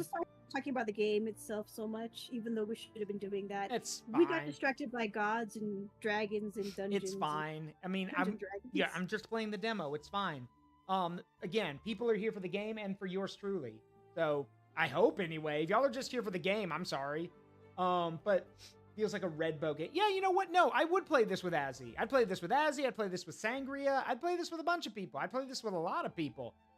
The main thing, though, is that when the game comes out, here's the thing. Games like this, they have to stay relevant. They have to keep stuff coming. Because one of the problems... Okay, let me give you an example. Why did people stop playing Armello? Because, well, aside from the fact that the game's now abandoned, like the developers have moved on and they're not adding anything new, the problem is eventually Armello was already a niche thing, but it stayed relevant for a while because more and more content kept coming. More playable characters, more stuff to do. You can make the same argument with, let's see, Armello's one. I'm trying to think of another example. Trying to think of another good... oh, crap. What's that game Azzy and Sangria and I all played together? What was it? The one about the living storybook. Crap. What was it called? Wildermyth. You played a lot of Wildermyth. Yeah. So much Wildermyth. But to be fair, that's because there was so much there. That's the thing. Wildermyth had 5 stories to play through, which was really cool and really fun. There was plenty of content to play with. The thing here with Flamecraft is that they're going to need to keep the content coming. Like, they're going to need to, make the game. The multiplayer's going to have to work on release. It has to. The game has to work on release. the multiplayer too, and then more content has to keep coming. New dragons, like, new custom rules, stuff like that. I know that it's a board game and you can only do so much with it, but if you're going to add a solo campaign, which it says that they are, then if that's the case, then there needs to be a few campaigns, like, to keep people engaged, So, Also, they made a whole separate, smaller game based around the characters and theming of Flamecraft. So maybe if Flamecraft is popular enough, they can add a new mode using the hybrid dragons. yeah. And then on top of that, add the hybrid dragons into the main gameplay loop. Yes. See, Zaruk Gone Win. I have. You're looking at him. No, I got changed into an Impmon. Yeah. Go back? Someone has to change me back. It's 500 It's 500 points. Because some people, tend to, just because it's there doesn't mean you should press the button. This is supposed to be a dragon thing. Thank you. Let me change myself back. Anyway, point is that, yeah, Dragon Zaruk does exist. I am he. Silver Dragon. Anyway, point is that, yes. Also, I'm sorry you missed this, Danny. I guess you just got here, but screw it. I'll play one more game. Why not? Yeah. Anyway, here's the deal. This game has to have content. It has to keep getting content. No content means that the game basically, kind of dies. Like, even as cute as it is, remember, it can't, it needs to have constant life. It can't be on life support forever. It needs constant, it needs constant stuff added to it. So, yeah. And I'm hoping it'll get that. Also, this dragon PNG came from when he was deep in during the Spyro era. Mm-hmm. Which I 100%ed all the Reignited trilogy. Maybe one day you can try the other games. Maybe. But that's for during a time whenever those exist on Steam. Yeah, good luck with that. I for one would love to see you play Elijah Wood's Spyro. Oh, you mean the Spyro, you mean the Malifor trilogy? Yep. I mean, now granted that, I know that the voice direction wasn't great because I know Elijah Woods can act. It was the voice direction is why he sounds like that. I mean, I honestly think he's okay. The writing is just bad. The writing is bad. Look, here's the thing about, since we're talking about dragons, here's the thing about the Malifor trilogy. That'd be Spyro: A New Beginning, Dark Dawn, Dark Moon, or something. Uh-oh, what happened? Oh, there we go. Okay, never mind. What is it, Dark of the Moon, or Eternal Night? Eternal Night. So yeah, it's Spyro: New Beginning, Eternal Night, and then, what is it, Rise of the Dragons? I don't know. The one everyone likes because you can play as Cinder! Yeah, so, here's the deal. The thing about the Malifor trilogy is that, so there are people who really like it. And to be fair, I personally think it's really interesting. No, Danny, that's Skylanders. Skylanders is its own thing. Anyway, point is, yeah, we're not talking about Skylanders. We're talking about the Malifor trilogy. Here's the thing about the Malifor trilogy. On paper, it's actually pretty interesting. We're basically taking Spyro's lore and giving it a bit more of a serious twist. But the problem is that, so, it's not edgy, but it's way too dark for a Spyro game. Okay? Because, okay. It takes itself very seriously without actually knowing how to create that mood. Correct. It wants to be Lord of the Rings, which is why they hired Elijah Woods, but Lord of the Rings was very deliberately based on the author's PTSD. Yeah, after he came back from war. It's not just that; it's also his beliefs on his writings and all. And it was so enormous and so well maintained. And don't forget, J.R.R. Tolkien was a professor, so he knew how to write, knew how to craft stories. The thing with the Malifor trilogy is that, okay, The first game is actually really good, and it sets up everything perfectly. The first game, tells us the story. Spyro, is that Malefor, the big bad of the series, finds out that a purple dragon is going to bring about his end, basically. Now, Malefor himself is a purple dragon, and Malefor, the prophecies have always said that a purple dragon brings about the end of the world, basically. Malefor is going to be that dragon who brings about the end of the world. But the prophecy also says that if there are two purple dragons at the same time, one will defeat the other. And realizing this, Malefor decides to send his goons and his soldiers to smash all of the eggs in the nursery. 2 eggs survive that attack. One is Spyro's, the other is Cinder's. Spyro's egg falls into the river and is picked up by the dragonflies. So Spyro is raised by the dragonflies, which, okay, weird thing. It's cute. Yeah, it is, but it's cute. Weird thing, but sure, why not? Cinder's egg gets picked up by Malefor's forces, which is why she's the antagonist of the first game. Firstly, something to address. Cinder is not older than Spyro. They are the same age. The problem is that Cinder has been corrupted and twisted by Malefor's magic. That's by his dark magic. That's why she looks older than him. She's literally been twisted and messed up by him, which has a lot of very dark implications. has a lot of dark undertones. Yeah, but they don't go into any of them, no. So we can relax. Okay, well, because it was meant to be an E10 T-rated game. Of course, they're not going to go into that. But also, the movie explains more about what his intentions of doing that to her was. It was weird. Yeah, we're not going to talk about that either. Have you heard the script for the movie? It was. Wow, it was.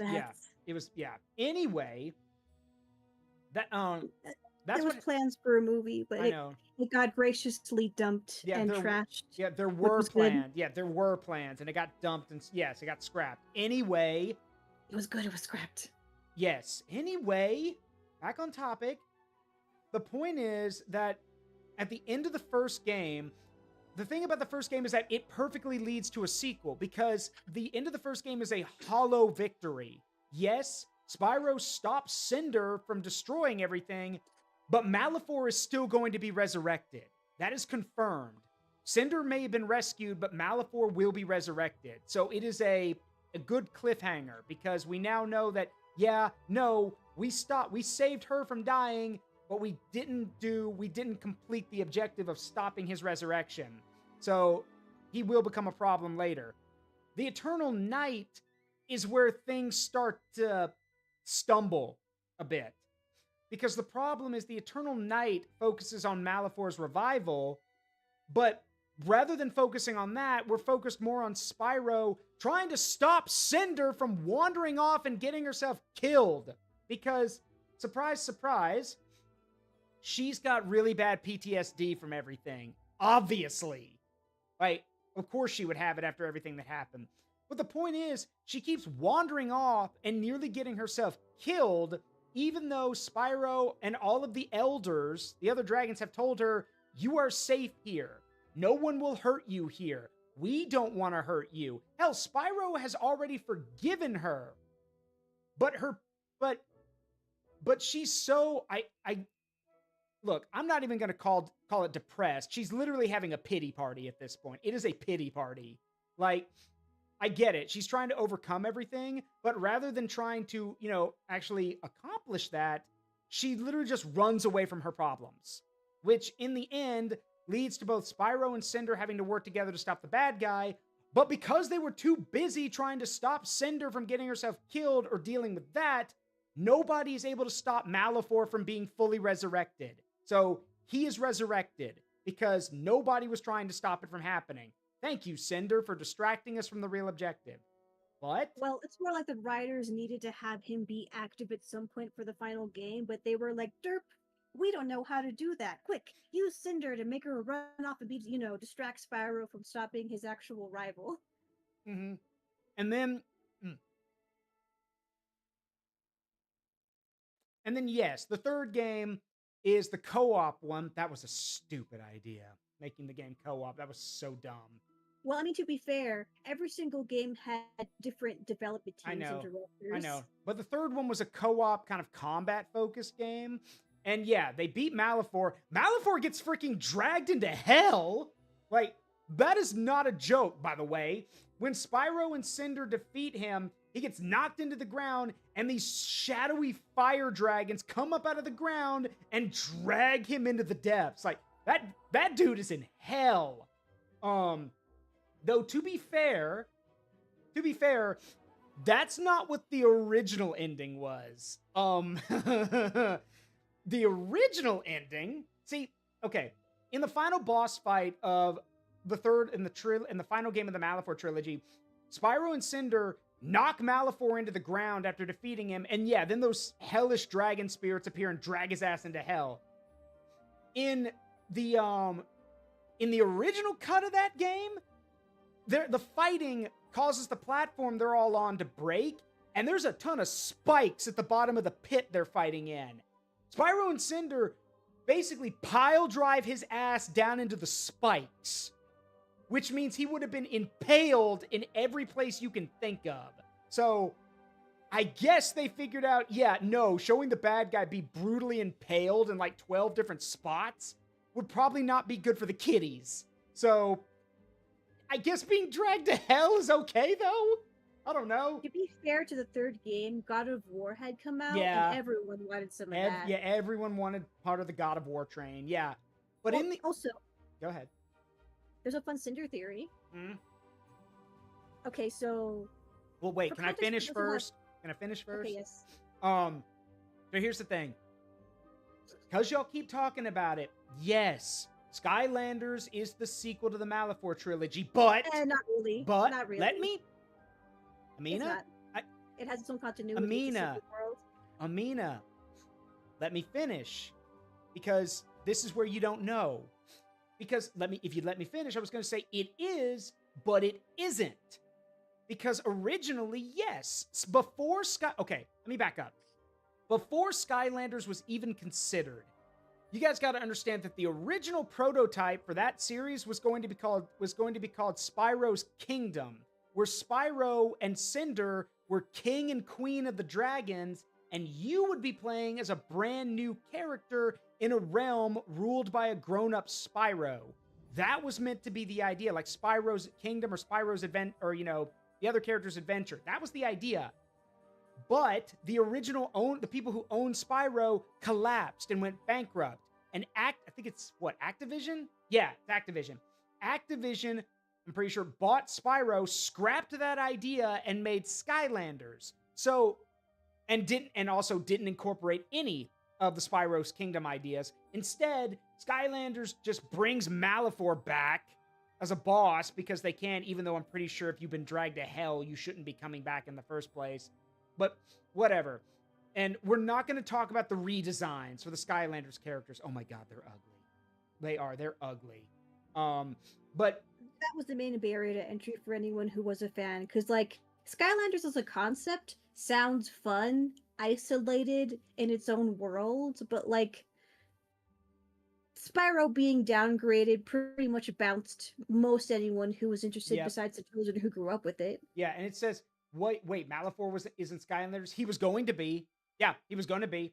Originally, Malifor was supposed to make an appearance in Skylanders, but apparently they thought that didn't, because even though it's literally it was originally called The Legend of Spyro Skylanders, they scrapped that later and were like, yeah, no, this isn't a Spyro thing, so we can't bring Malifor back. So instead, we'll make Chaos instead of Malifor. You know what's funny? What? Is that in the TV show he did come back. Mm-hmm. And he's Cinder's dad. Which, that makes what happened in the first of the trilogy even more uncomfortable. But the point is that, yeah, but the show's not canon. Implying that Skylanders has any canon to begin with. But that's the point.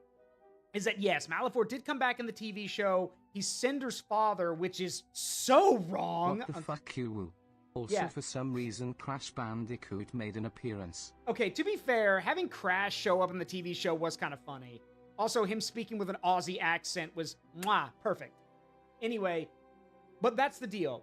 And then the Reignited trilogy happened, which was amazing. The Reignited trilogy is great, and it led many people to think that, hey, maybe we'll get a fourth Spyro game.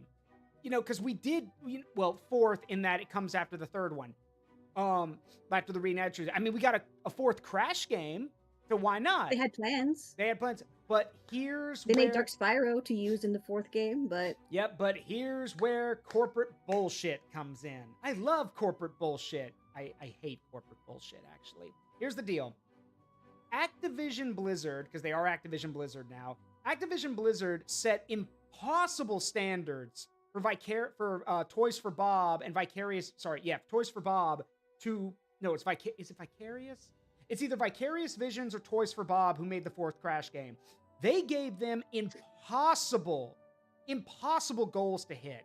But you see, that's the point. Corporate bullshit is where you basically give your developers impossible goals to meet, and then when they don't meet the goals, you can say, oh, see, all that time and money and effort we put into that didn't hit the goals we set. I guess that means we can transfer the assets elsewhere.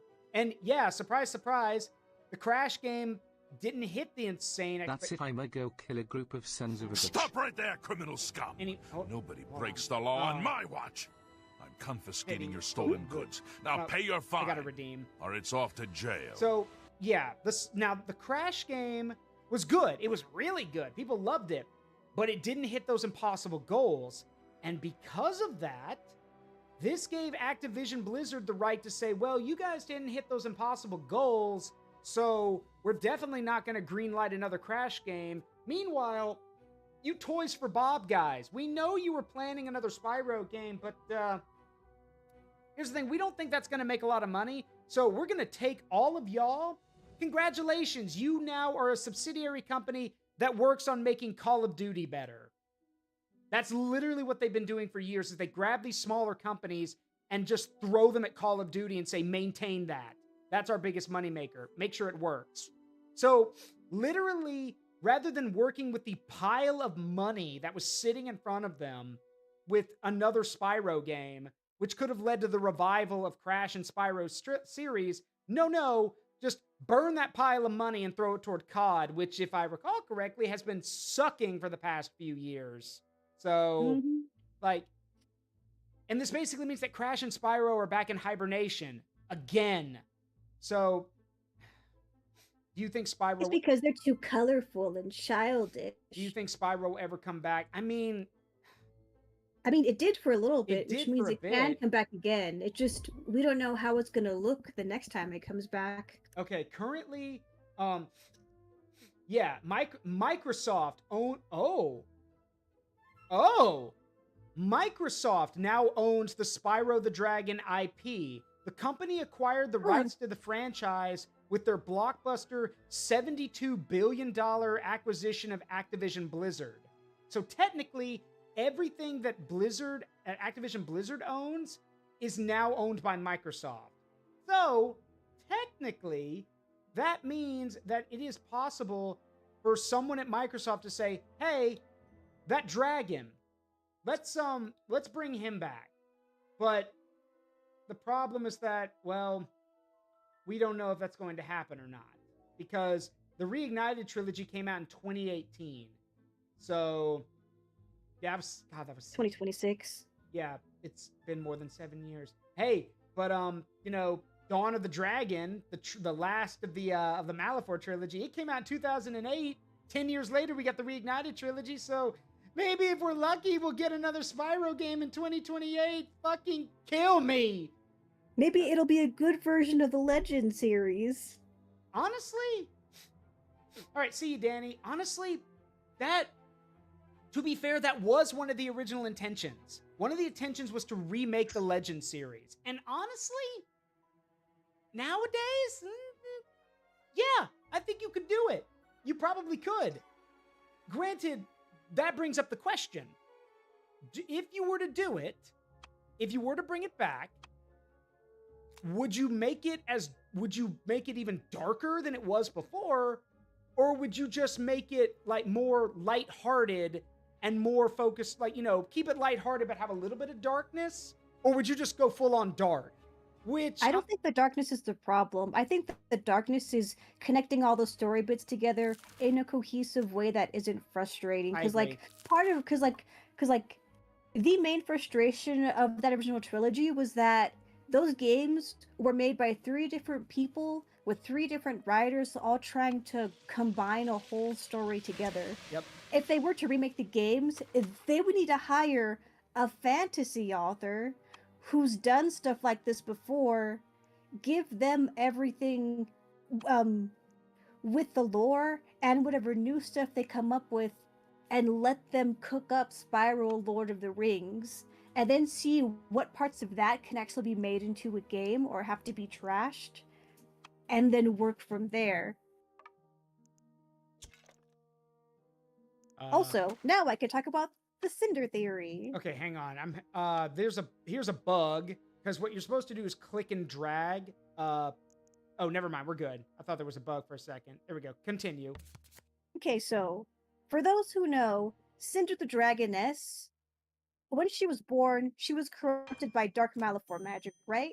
Yep. So we don't actually know what her actual original element was, because in that universe, every dragon, has a different element. I thought it was wind. That's a theory. That's the theory. We don't know for sure that it's wind, but because she has wind power, and that's the most normal dragon thing out of all her powers of darkness and fear and poison, people think that because wind is the most basic normal element, that's what kind of dragon she actually is before she was corrupted by dark magic. Which I think is cool. Yeah.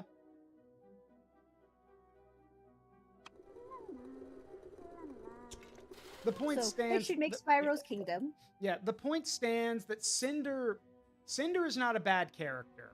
And the other thing I think people like, Cinder is one of those characters where, at the time, let's be real, video games have, for a while, well, not for a while now, they've gotten better at it. But back during the early to mid 2000s, video games really struggled to make good, redeemed villain characters, or characters who were not villains of their own choice, but had, stuff forced upon them. Cinder was actually a good step in the right direction. It's a shame that the writing was shit, her pity party was shit, but at least there was a step in the right direction, because Cinder was really useful and a good character in Dawn of the Dragon. I mean, she was kind of a jerk, but to be fair, here's the thing. I know that's actually one of the dumbest arguments I've heard about her, is they're like, wow, why is she, quote, why is she still such a bitch even after everything that's happened? If you literally were forced to grow up, beaten, abused, and treated like garbage for most of your early life, and then literally tortured with dark magic, yeah, I'm pretty sure you'd still be bitter, jaded, and kind of a jerk.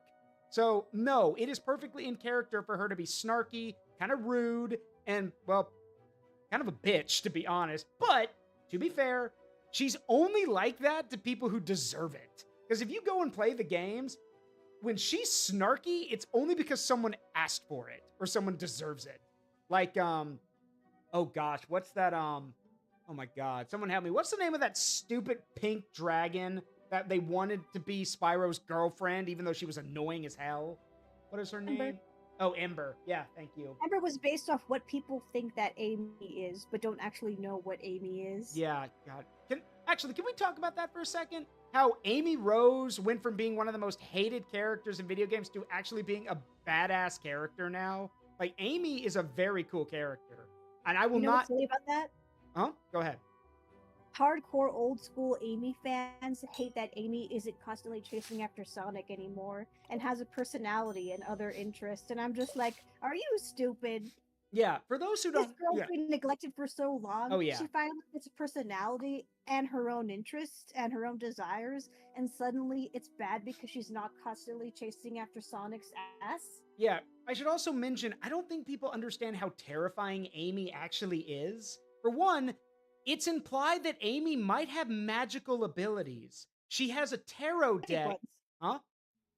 She's psychic. That's canon. She's very mildly psychic. Yeah, so she's mildly psychic, has her tarot deck that she constantly uses. Oh, by the way, y'all know her hammer weighs a few tons, right? That Pico Pico hammer weighs a few tons.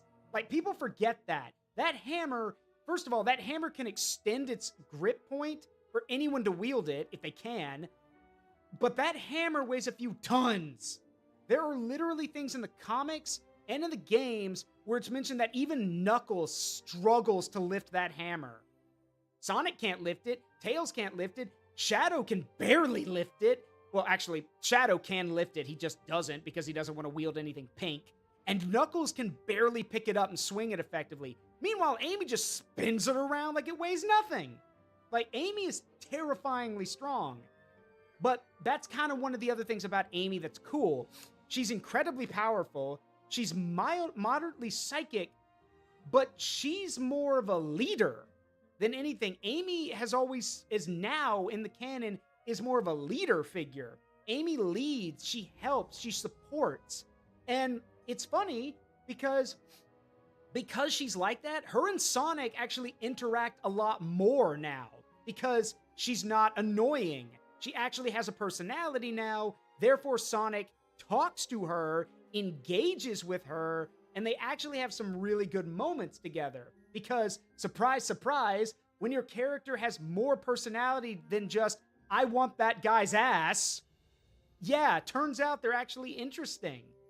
Dare I also mention that at one point, Amy got so fucking pissed that she literally fought an entire goddamn army by herself. Amy Rose is terrifying. She just chooses not to be. That's the thing. That's the difference. She chooses not to be terrifying. But if she wanted to be, she could. And that makes her awesome, in my opinion. Yes, Wolf Gaming. We know that she likes Sonic, but the thing is, that's not her only character trait anymore. Yeah. Plus, in Sonic Frontiers, she told Sonic, I understand the way you are. You won't slow down for anyone to be in a relationship, and that's part of why I love you. So, instead of mindlessly chasing you for another decade, I'm gonna go on my own adventures, and maybe one day, if you can reciprocate my feelings, we can be together. But I understand that I will never hold you back because I would never want to do that to begin with. And that is far better than just, oh my god, Sonic, marry me. And you want to know the funny thing in Frontiers? Sonic respects the fuck out of that, her telling him that. Like, and he gets it. And that's kind of the point, is that Amy's better now because of that, basically. She's better now because she actually has personality. Who would have guessed? And goals and personal interests and her own hobbies. And she has self-respect, and she's smart enough to recognize that just because she likes Sonic doesn't mean he'll, stop to be with her, because he won't stop for nothing, because Sonic is the Knight of the Wind. His place and his happiness is to run. And Amy is such a good love interest for him because she recognized that and decided to stop getting in his way. Yep. But that's the thing. Anyone being mad about that simply doesn't understand how Sonic works to begin with. Yep. It's like Sally fans being like, actually, Sonic's the best with Sally because Sally can, put a leash on him and drag him back to be next to her. But I'm just like, he would never tolerate that from anyone, much less someone who claims that they love him. Yeah. That's stupid. And that's one of the reasons why, like, look, I know people want to see the old Sonic characters come back. I get it.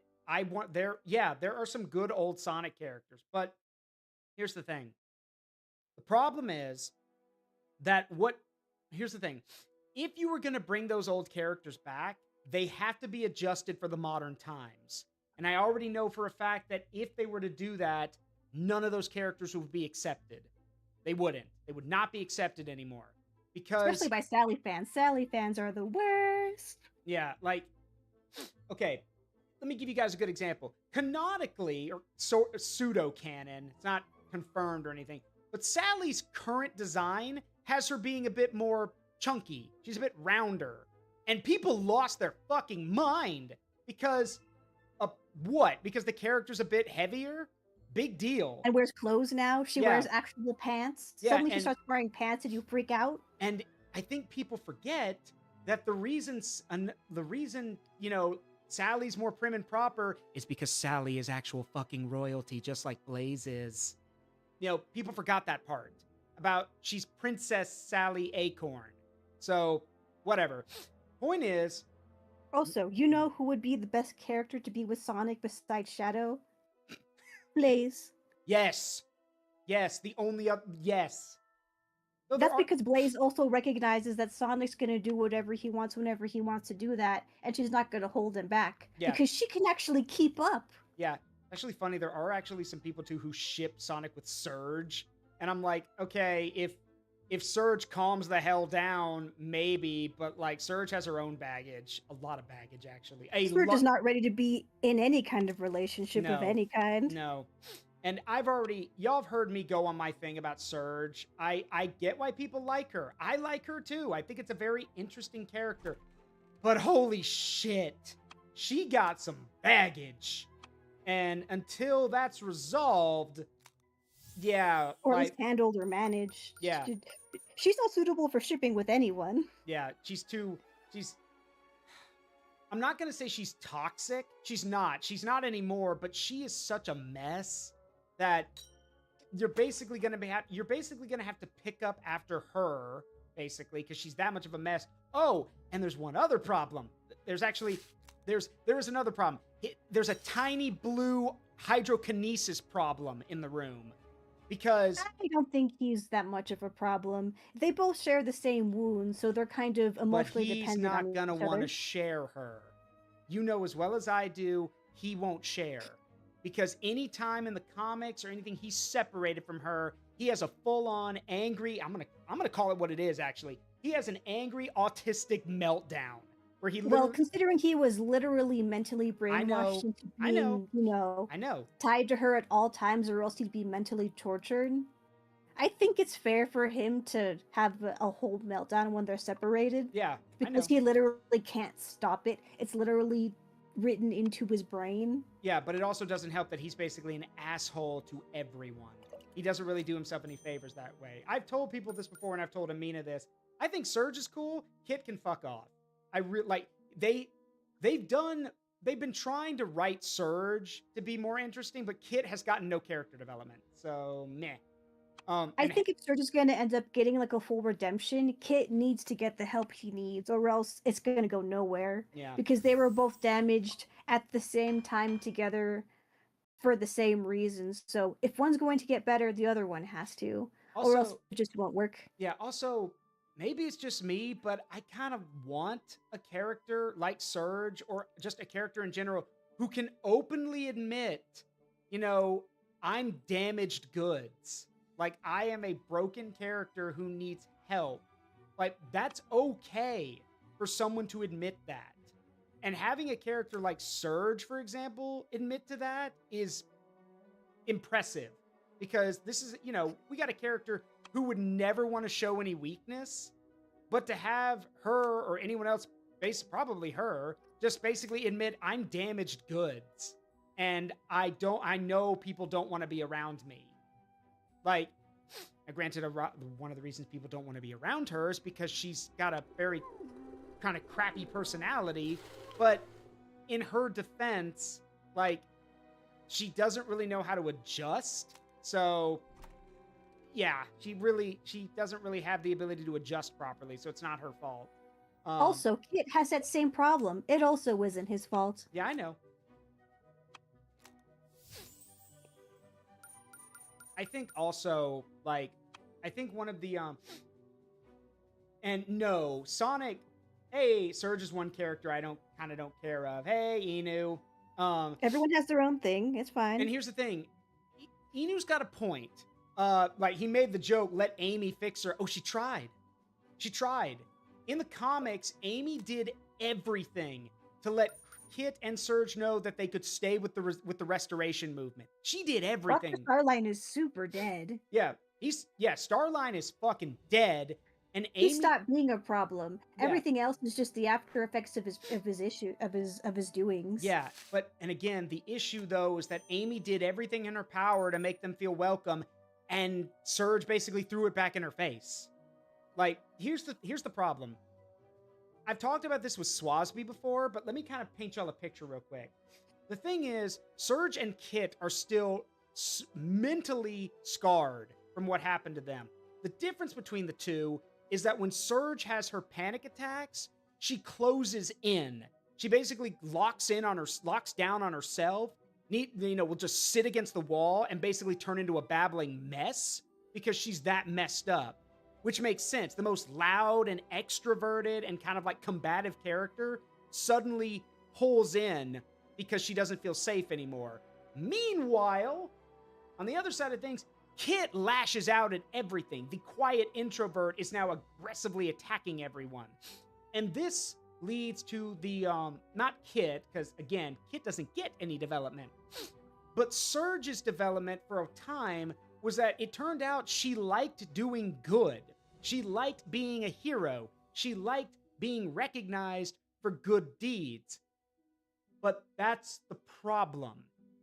The thing is, she wasn't doing it for the right reason.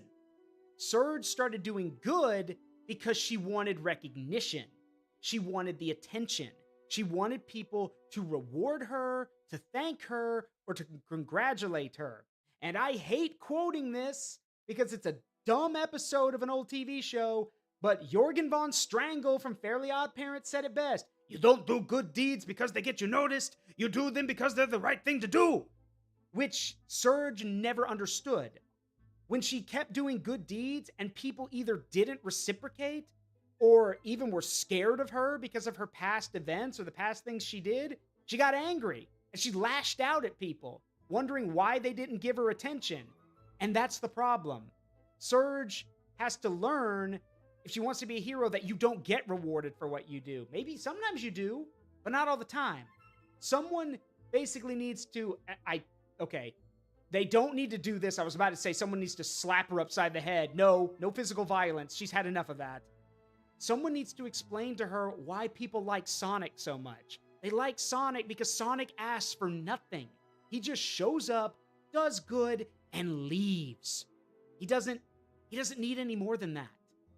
That's the thing. People like him because he shows up when he's needed, does the good deed, gives a wave, and takes off. Surge wants recognition, which, to be recognized for doing something good is not a problem. That's not a sin. To be wanting to be thanked. Anyone would expect that. But demanding it and saying you're only going to help if you get rewarded for it, that's not good. So...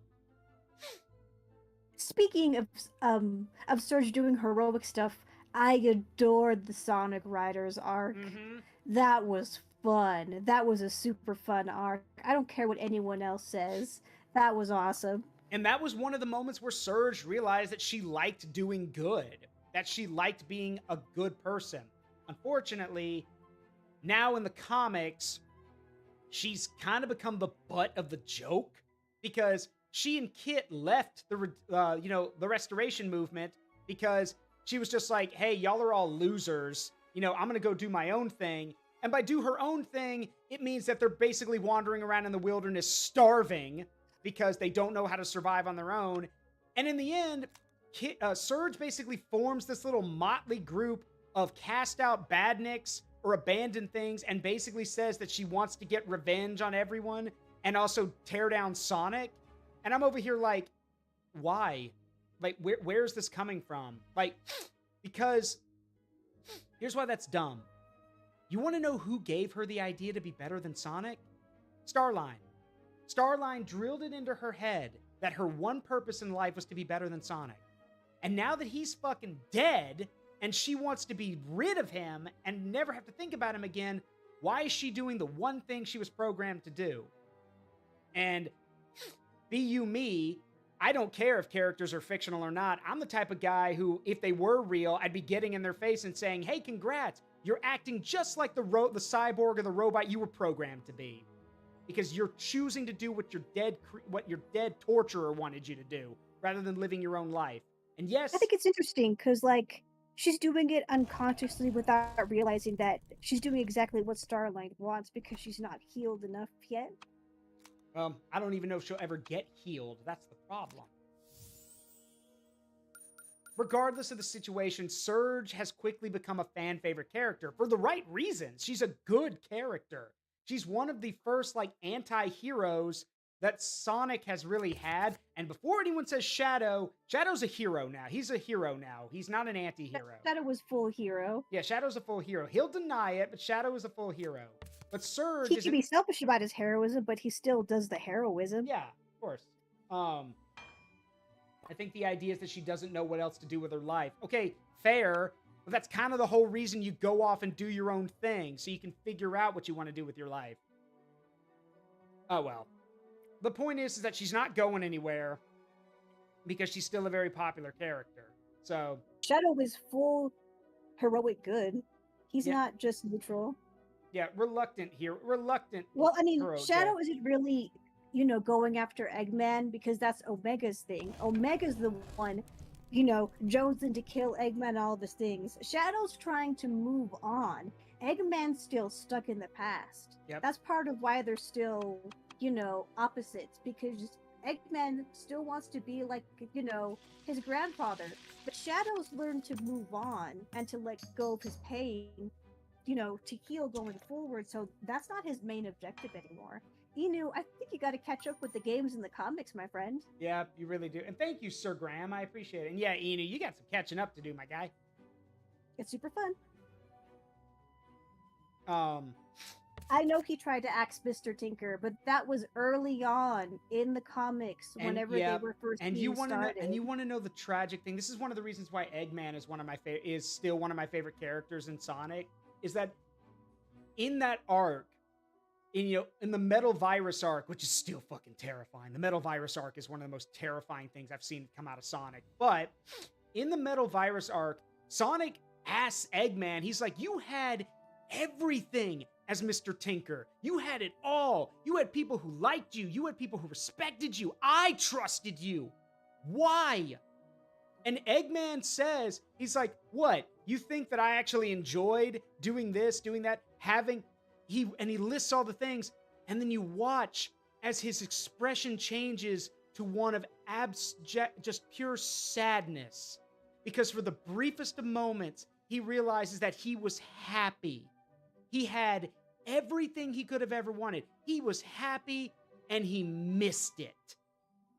And I respect that. A character who is still evil, but can look back at that and say, yeah, I was stupid. I had everything, and I threw it all away just for this.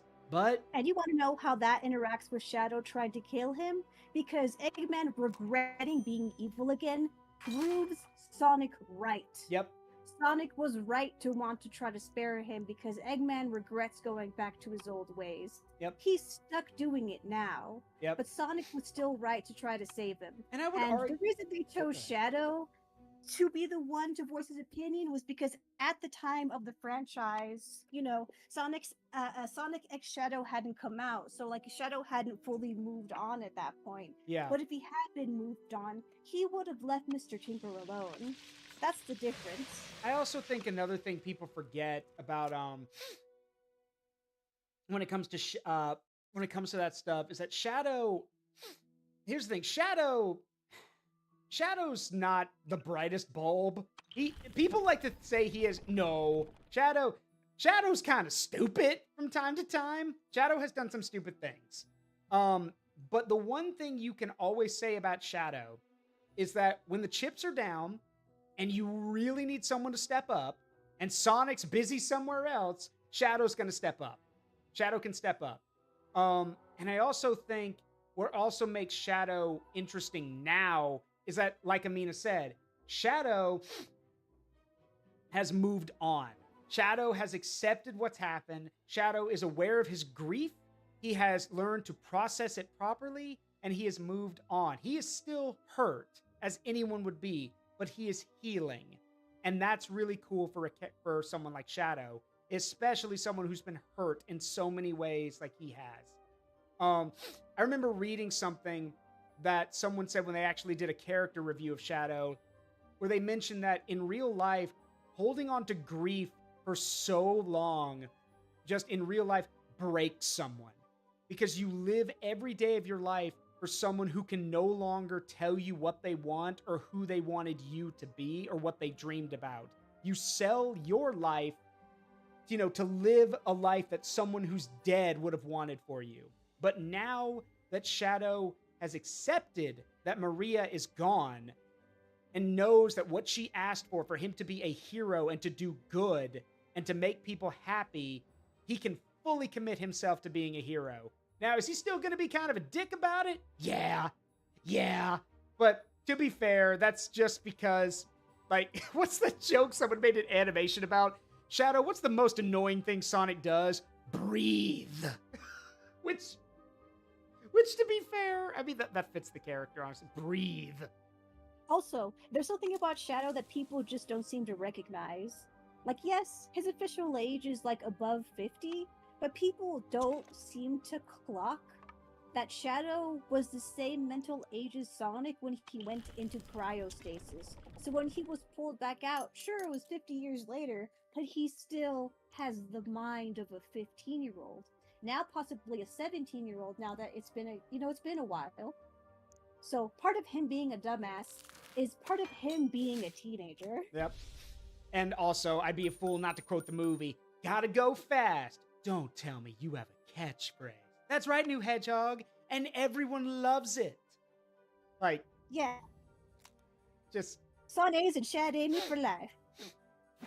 And look, I know that some people, are still kind of divided about Keanu Reeves as Shadow. Honestly, I kind of like it. I kind of like it. I know. Because if you think about it, the movie characters are very different from the game characters. So having different vibes to go with those different characterizations makes sense. Also, part of Shadow's original thing was that Maria was his puppy. Maria was the puppy to his, John Wick. That's a pun. They made a pun by casting Keanu Reeves. That's the joke. Yeah. Also, see, what do you guys think about Silver? Silver is highly underutilized. Silver really needs to be used more because Silver's a cool character. He really is. The problem is that they kind of don't know what to do with him because he shows up and then whenever he shows up, it's usually because someone screwed up the future. He doesn't really, come for any other reason. So, I kind of feel like... Also, there's Silver news. Silver finally got merch. Yes, he did. He got a t-shirt. Finally, yeah. He got a t-shirt. Now, I'm talking about her because she's one of my favorite characters, and I know she's definitely one of Inu's favorites. Let's talk about Blaze for a second. Blaze is also highly underutilized, but they have more of an excuse with her because different dimension. Also, she's royalty. She doesn't really have a lot of time to do stuff. She's kind of busy. I like that she actually takes care of her responsibilities. Yeah. And it's also funny to me because Blaze is one of those characters no joke. This is kind of embarrassing to say. One of my friends that I knew years ago actually jokingly said, before Amina and I got serious, he actually joked, he's like, maybe you'll find yourself a girlfriend like Blaze, since she probably, you'd probably get along really well with her. Hey, newsflash, no, I fucking wouldn't. Because, look, I respect Blaze. I think she's a cool character. But you want to know the big thing that I don't like about her is that she's not talkative. She doesn't talk. She doesn't I love yapping, but we've seen what happens with people who yap with Blaze. She gets annoyed and she doesn't like that. But she also doesn't talk or reciprocate. So if she's not going to have a conversation, then that's already one of my biggest strengths is gone. I can talk for hours. And as Amina can attest, I can talk for hours. And so can she. And that's why we work together. One of the reasons, because we can talk back and forth. But Blaze can't do that. That said, I do respect such a powerful character who's not only royalty, but also says, yeah, no, I'm royal, but my responsibilities are to my people first and foremost. Which again, based. I love rulers like that. Respectable. Yeah. Also, years of isolation and / people kind of don't talk to royalty much. Yeah, but that's on her. She can go out and talk to people. Though at this point, I'm sure Amina will agree with me. At this point, I'm pretty sure she doesn't know how to talk to people at this point. No, she can, because, like, that's part of her function as a ruler to, like, govern. So, like, that requires talking. But, like, she's just the quiet type. Yeah. She enjoys being around other people, and she is great friends with Sonic because they can keep up with each other, but she's just the listening type. Yeah. She listens. She observes. She understands. She thinks. I will still never get over, and I'm still always gonna love the joke video someone did of Sonic and Blaze clashing, and he knocks her off the stage. He goes, have a nice fall, you stupid bitch. And then someone did a response where Blaze knocks Sonic off the stage. He goes, have a nice fall, you stupid bitch. Like, and again, it's funny because someone did a comic follow-up to that where Blaze runs down there. She's like, oh my God, Sonic, are you okay? And he's like, he looks at her, he goes, really? Stealing my line? He goes, stealing my line, calling me a bitch. He's like, I'm offended. He goes, and she's like, you called me that. He's like, well, yeah, but he doesn't even have a response. He's like, well, yeah, but like, again, they have good chemistry together. Amina's right. So Sonic can be the one that's the talker, and Blaze is the one that understands and listens. Plus, they can keep up with each other quite literally, speed-wise and strength-wise. Really, they just have really great chemistry. Also, the ending, whenever Blaze has to go away and they're both in their super forms, and then like Sonic and Blaze are both desperately reaching out to each other to try to hold on to each other, but like they have to be torn away. So like the way they longingly reach out for each other as they're pulled back to their own dimensions, I'm just like, oh no, my love. Yes. And again, she's also a very cute character. There's a lot of the Olympic Games, we're never going to get any more of those, which makes me sad. But the Olympic Games did a good job of actually showing that Blaze actually does have emotions. Like, there's plenty of pictures of her smiling, having a good time. She can smile. She can do stuff. It's just, again, she's a very quiet character. Now, again, though, as much as I love Blaze, Whisper's my favorite because, well, Amina knows why. And for those of you who don't know why, Whisper is my favorite because Autism Wolf. And I really like that. And canonically Autism Wolf. Yes, canonically, she's Autism Wolf. And I just think she's a really kick-ass character. Plus... Also, she's literally the OC character from Sonic Forces. That's what she's supposed to be. Yep. Because, like, people want Gadget in the comics, but like, the thing is, that's what Whisper is. The comic writers took the character designer and said, okay then, we will make our own avatar character that will be Whisper. Gadget is in the comics because all of the avatar characters are represented through Whisper. Yep. And what's also really great about Whisper is that, again, one of the other reasons I like her so much is because let me tell you guys something.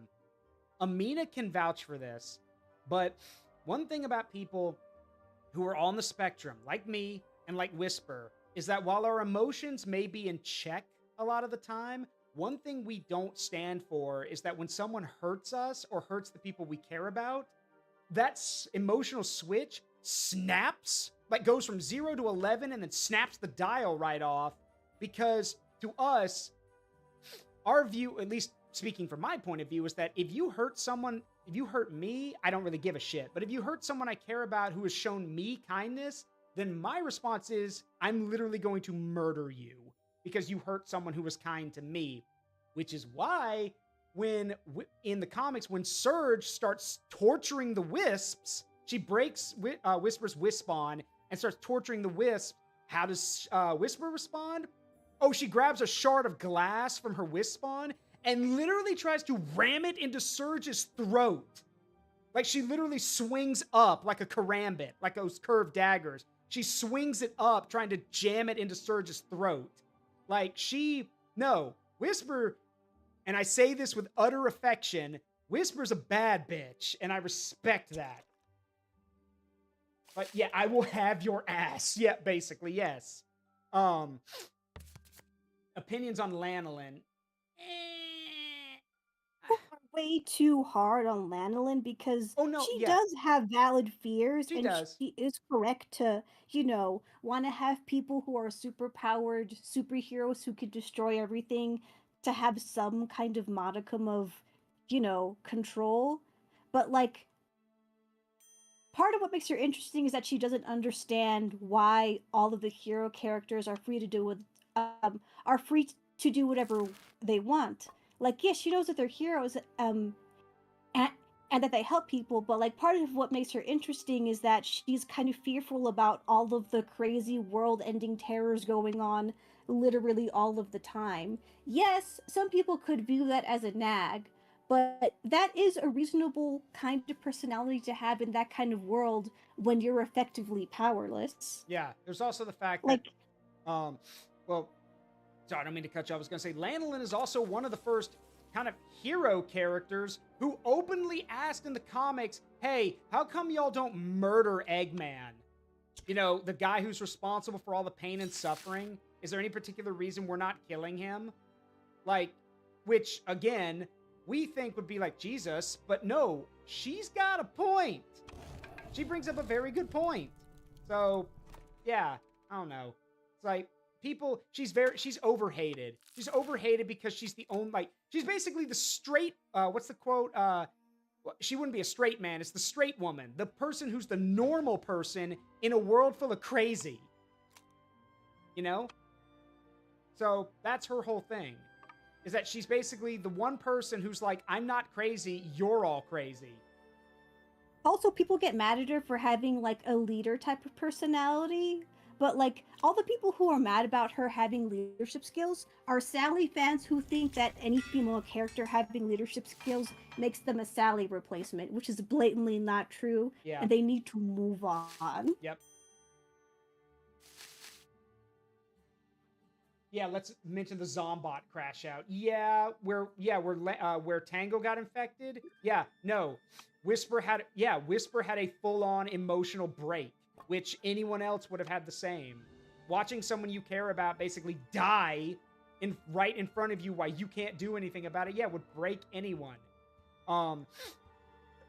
But yeah.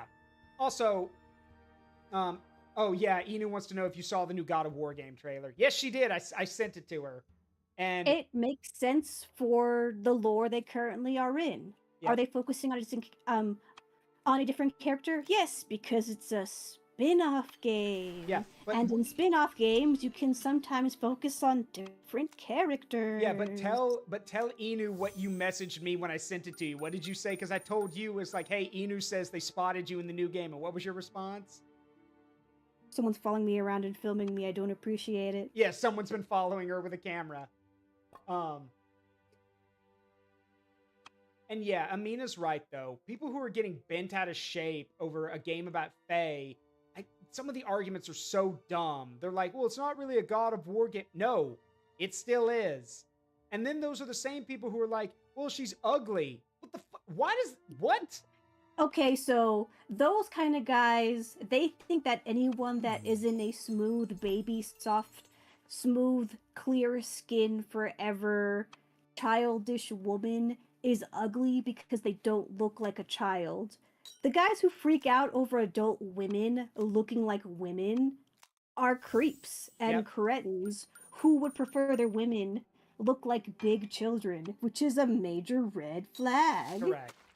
So anyone who's freaking out about her, and she is objectively an attractive woman. Sure, not everyone who looks like her is everyone's type, but she is objectively attractive. Hey, She is Barusa. pleasing to the eye. Yeah, hey, Barusa. So like no, she's not ugly. In fact, she could stand to be a little bit more beaten up and have a little bit more skin damage because of, circumstances. Yeah, But also, she's not ugly by any means. Yeah, and also, anyone saying that just wants a big woman child. Yeah, also, I would like to point out, because some people have been asking about this, and I actually know this, so it's really cool. In the trailer, we see her get dropped in front of 2 other deities of war. For those who don't know, one of them Sekhmet, which is the which not really a war deity. Sekhmet's a like a what do we even call Sekhmet? Sekhmet is a murder deity. Yeah, it's a murder for deity. Blood. Yeah, it's a murder deity. He's a murder deity. And then and the other guy and the dude is a Mongolian deity, which is a first. I've never seen Mongolian deities represented in games, which is pretty cool to see. But no, the one thing I think is weird is how they portrayed Sekhmet, because in Egyptian mythology, she's supposed to be a lion-headed deity, and in this, she looks more. There's conflicting accounts of what she looks like. Okay. But the most popular idea of her is that she's a lion deity of some kind. Yeah, but the point is that yes, that it's Sekhmet and then a Mongolian deity, which is pretty cool. Also, considering how God of War left the Greek pantheon behind because it was murdered to death to go to and the Norse one. The Norse one. Think about it. At that point, every single pantheon is up for storytelling now. Yep. And that's just cool. Like, yeah, add in other gods from different religions because at this point, it's canon that they exist. That's just in different parts of the world. It's canon now. Yeah, but here's where we do hit a bit of a hiccup. See, the reason why Greek and Norse mythology are so remembered or so used is because we actually have written sources.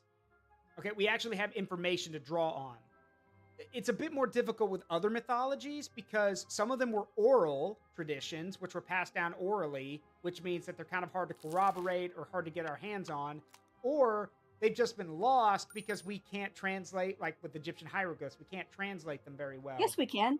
A lot of people know how to read hieroglyphs pretty fluently. Yeah, let me finish. But even then, we don't have readily accessible collections or sources of Egyptian mythology. We know the basics, but we don't know like an absolute ton of it. So we have to make do with what we've got. But Amina's right. Now that the Greek and Norse pantheons are basically double dead, well, what do we do now? And the answer is go with the other ones. So in this case, yeah, we're gonna go with an Egyptian deity and a Mongolian deity, which is a good choice, honestly. Well, speaking of the Aztec gods, I think that would make for the funnest fights because Aztec gods, they're all warrior gods by default because of the land they came from. Okay, so part of why Aztec mythology is so hardcore is because they live in a desert. They lived in a very, very hot, inhospitable desert. So, to them, the earth isn't like, a nurturing mother goddess full of flowers and baby birds and deer following her. Yeah, Mama wants you dead. She wants to eat you. She wants to swallow you up in an earthquake and then munch you inside a ravine because she wants to kill everybody. Yep, basically, yes. So... And that's why crops are hard to make, because the earth is actively trying to kill you. Why would she make it easy so, for you to live if she wants to eat you to death? Yep. So yeah, those fights would be hardcore because they would, they would be on speed with Kratos, and that would be all of them at the same level or higher just because they're a warrior religion. And yes, Coolified's right, an Aztec God of War game would get batshit fast. Yes, but that's a good thing. Granted, cool. I don't believe they have the guts to make one, but it would be cool. Yeah, it would be cool, but no, they don't have the guts for that. And one of the main reasons why, hello, potato, one of the main reasons behind that is that Aztec mythology is like, it's crazy. Like the moon and the stars all want to kill us too. Yep. Don't forget. Hey, what was it? Don't forget. Like, what is the third or fourth incarnation of the world where it rained jaguars in Aztec mythology? It just rained jaguars, and then everyone was like, "That's stupid. Stop being the sun." And then he knocked him out of the sky with a bat. Yeah, it's just so absolutely ridiculous. The story of the suns is super fun. It's just like, oh, we had this one sun that was the goddess of rain, and she was doing a pretty okay job. But then, Tezcatlipoca was like, hey, I'm gonna harass you and make fun of you and make you feel bad. And then she cried so hard she flooded the entire world and everyone died. And then Quetzalcoatl was like, God's fucking damn it. Why did you do this? She was doing a pretty good job as a son. Now we have to pick someone else because she killed everyone. And I have to go back into the underworld for the third time to grab all the bones of the dead people so we can make them again. Also, hold on. That's why people are different heights, because the bones got broke on his way up. Yeah, also, Aztec mythology really is just everything wants to kill you, even the gods want you dead. Yes, and Whirligig, I love what you said. Why does everything in Aztec myth want my right ass cheek and my left nut? Okay, so that's Egyptian mythology, because Set, during the fight between Horus and Set, Horus lost his eye and Set lost his nut. So that's not even the craziest part about Set's nuts. You want to hear the craziest story? I'm sorry. Hold on. That you can't just start a new sentence with that line. Just with no hesitation. Just you straight up saying that's not the craziest thing about his nuts. It's not. It's entirely truthful and in context about his nuts. I know, but still. Also, this should be a clip. Yeah, someone can clip it then. Yeah. And wait. Okay, so go ahead. Go ahead. Do you want to hear it? Okay, so him and his brother, they fight a lot. Well, they fought a lot, right? Which brother? Osiris? Which one? Yep, Osiris. Okay. So basically, one of his schemes was to wait until everyone was chill, and then whenever he knew Osiris was having a little fun time by himself, he used magic to switch around their dingle-dongs. And then afterwards, whenever Osiris was done, Set went to their father and said, he molested me. You have to kill him because he was a giant creep. But then it was like, you're the one that used magic to swap around your dangly bits. Yeah. What the hell kind of plan is this, you stupid bitch? Yeah, Edu said, but are they beating their cheats? I don't know if wait, I have to pull that up now. I'm sorry, I have Osiris beat his cheat. Yeah. That's canon. Yeah, it is. It is. Set made it so Osiris did that to him. He wanted that to happen so he could pretend to frame him for being a creep. Look, Egyptian gods are literally just a bunch of have the minds and brains of a bunch of teenagers at the end of the day. Anyway, here, let me pull this up so I can show you what Inu was joking about. I posted it in the Discord this morning, but it's still funny. No, I saw it. No. I've seen it. Yeah, people haven't. I don't know about impressive. You guys, but I love impressive. beating my cheat. What is your favorite thing to beat your cheat to? It's not so much the music as much as the company you're surrounded by. If you ain't beating your cheat amongst friends, what are you really doing with your life? You can beat your own cheat, you can beat your friend's cheat. Or More you the can merrier. beat each other's cheat. Yes. Consensually. Like, You I can't would just never start- beat your cheat unless you're like, Andy, it's okay if you beat my cheat. You can't just start beating a bro's cheat. Wait, do you beat each other's cheats at the same time, or it's like a chain of cheat? Whatever. I got one arm to hold my girthy cheat while Mike beats on it, and I got another arm to beat Rich's cheat. This is a fucking nightmare. You keep eye contact or look into the corner while you're beating each other's cheats. I'm not gonna ask Mace if I can beat the man's cheat and then not look him in the eye. No, I'd be a little offended if you didn't lock eye contact. You know, like where are you looking, bro? You didn't look at his cheat while No, beating it. you can stop You saying. can. No one is saying that you You can't steal yeah. glances at the guy's cheat. Yeah, To give it a good beat, you gotta be looking at it. It's so dumb. I love those guys. Yeah, this is a fucking nightmare.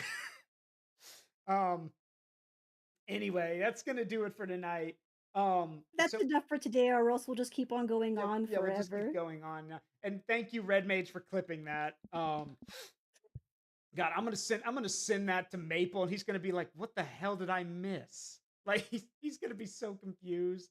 Well, I mean, technically, everyone who misses the streams or any of your streams can go to your official YouTube channel to see them in the proper playlist. That is also true. Well, or just on YouTube. That is also true. Anyway, that's gonna do it for tonight, everybody. So thank you again, Amina, for coming along. As always, I appreciate it. Hello? Of course. Yeah. All right. Yes. All right. Everyone say goodbye to Amina. Yeah. Everyone yes, Daruk, I heard you, of course. I know. Everyone say goodbye to Amina. Daruk. Good night. That's my wife, everybody. I love my wife. Happy life, happy wife. I love my wife. All right. We're not gonna. You know what? Screw it. We'll go raid somebody. Why not? I hope you guys enjoyed seeing Flamecraft. I mean, in the future when we play the game, we'll focus more on it than we will about randomly talking. But hey, at least you know what the random stuff Amina and I talk about. So let me go find us someone to raid real quick. Who is available right now?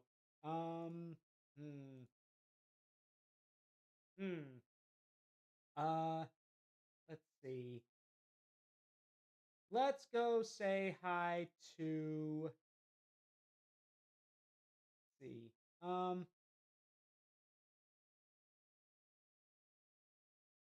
See.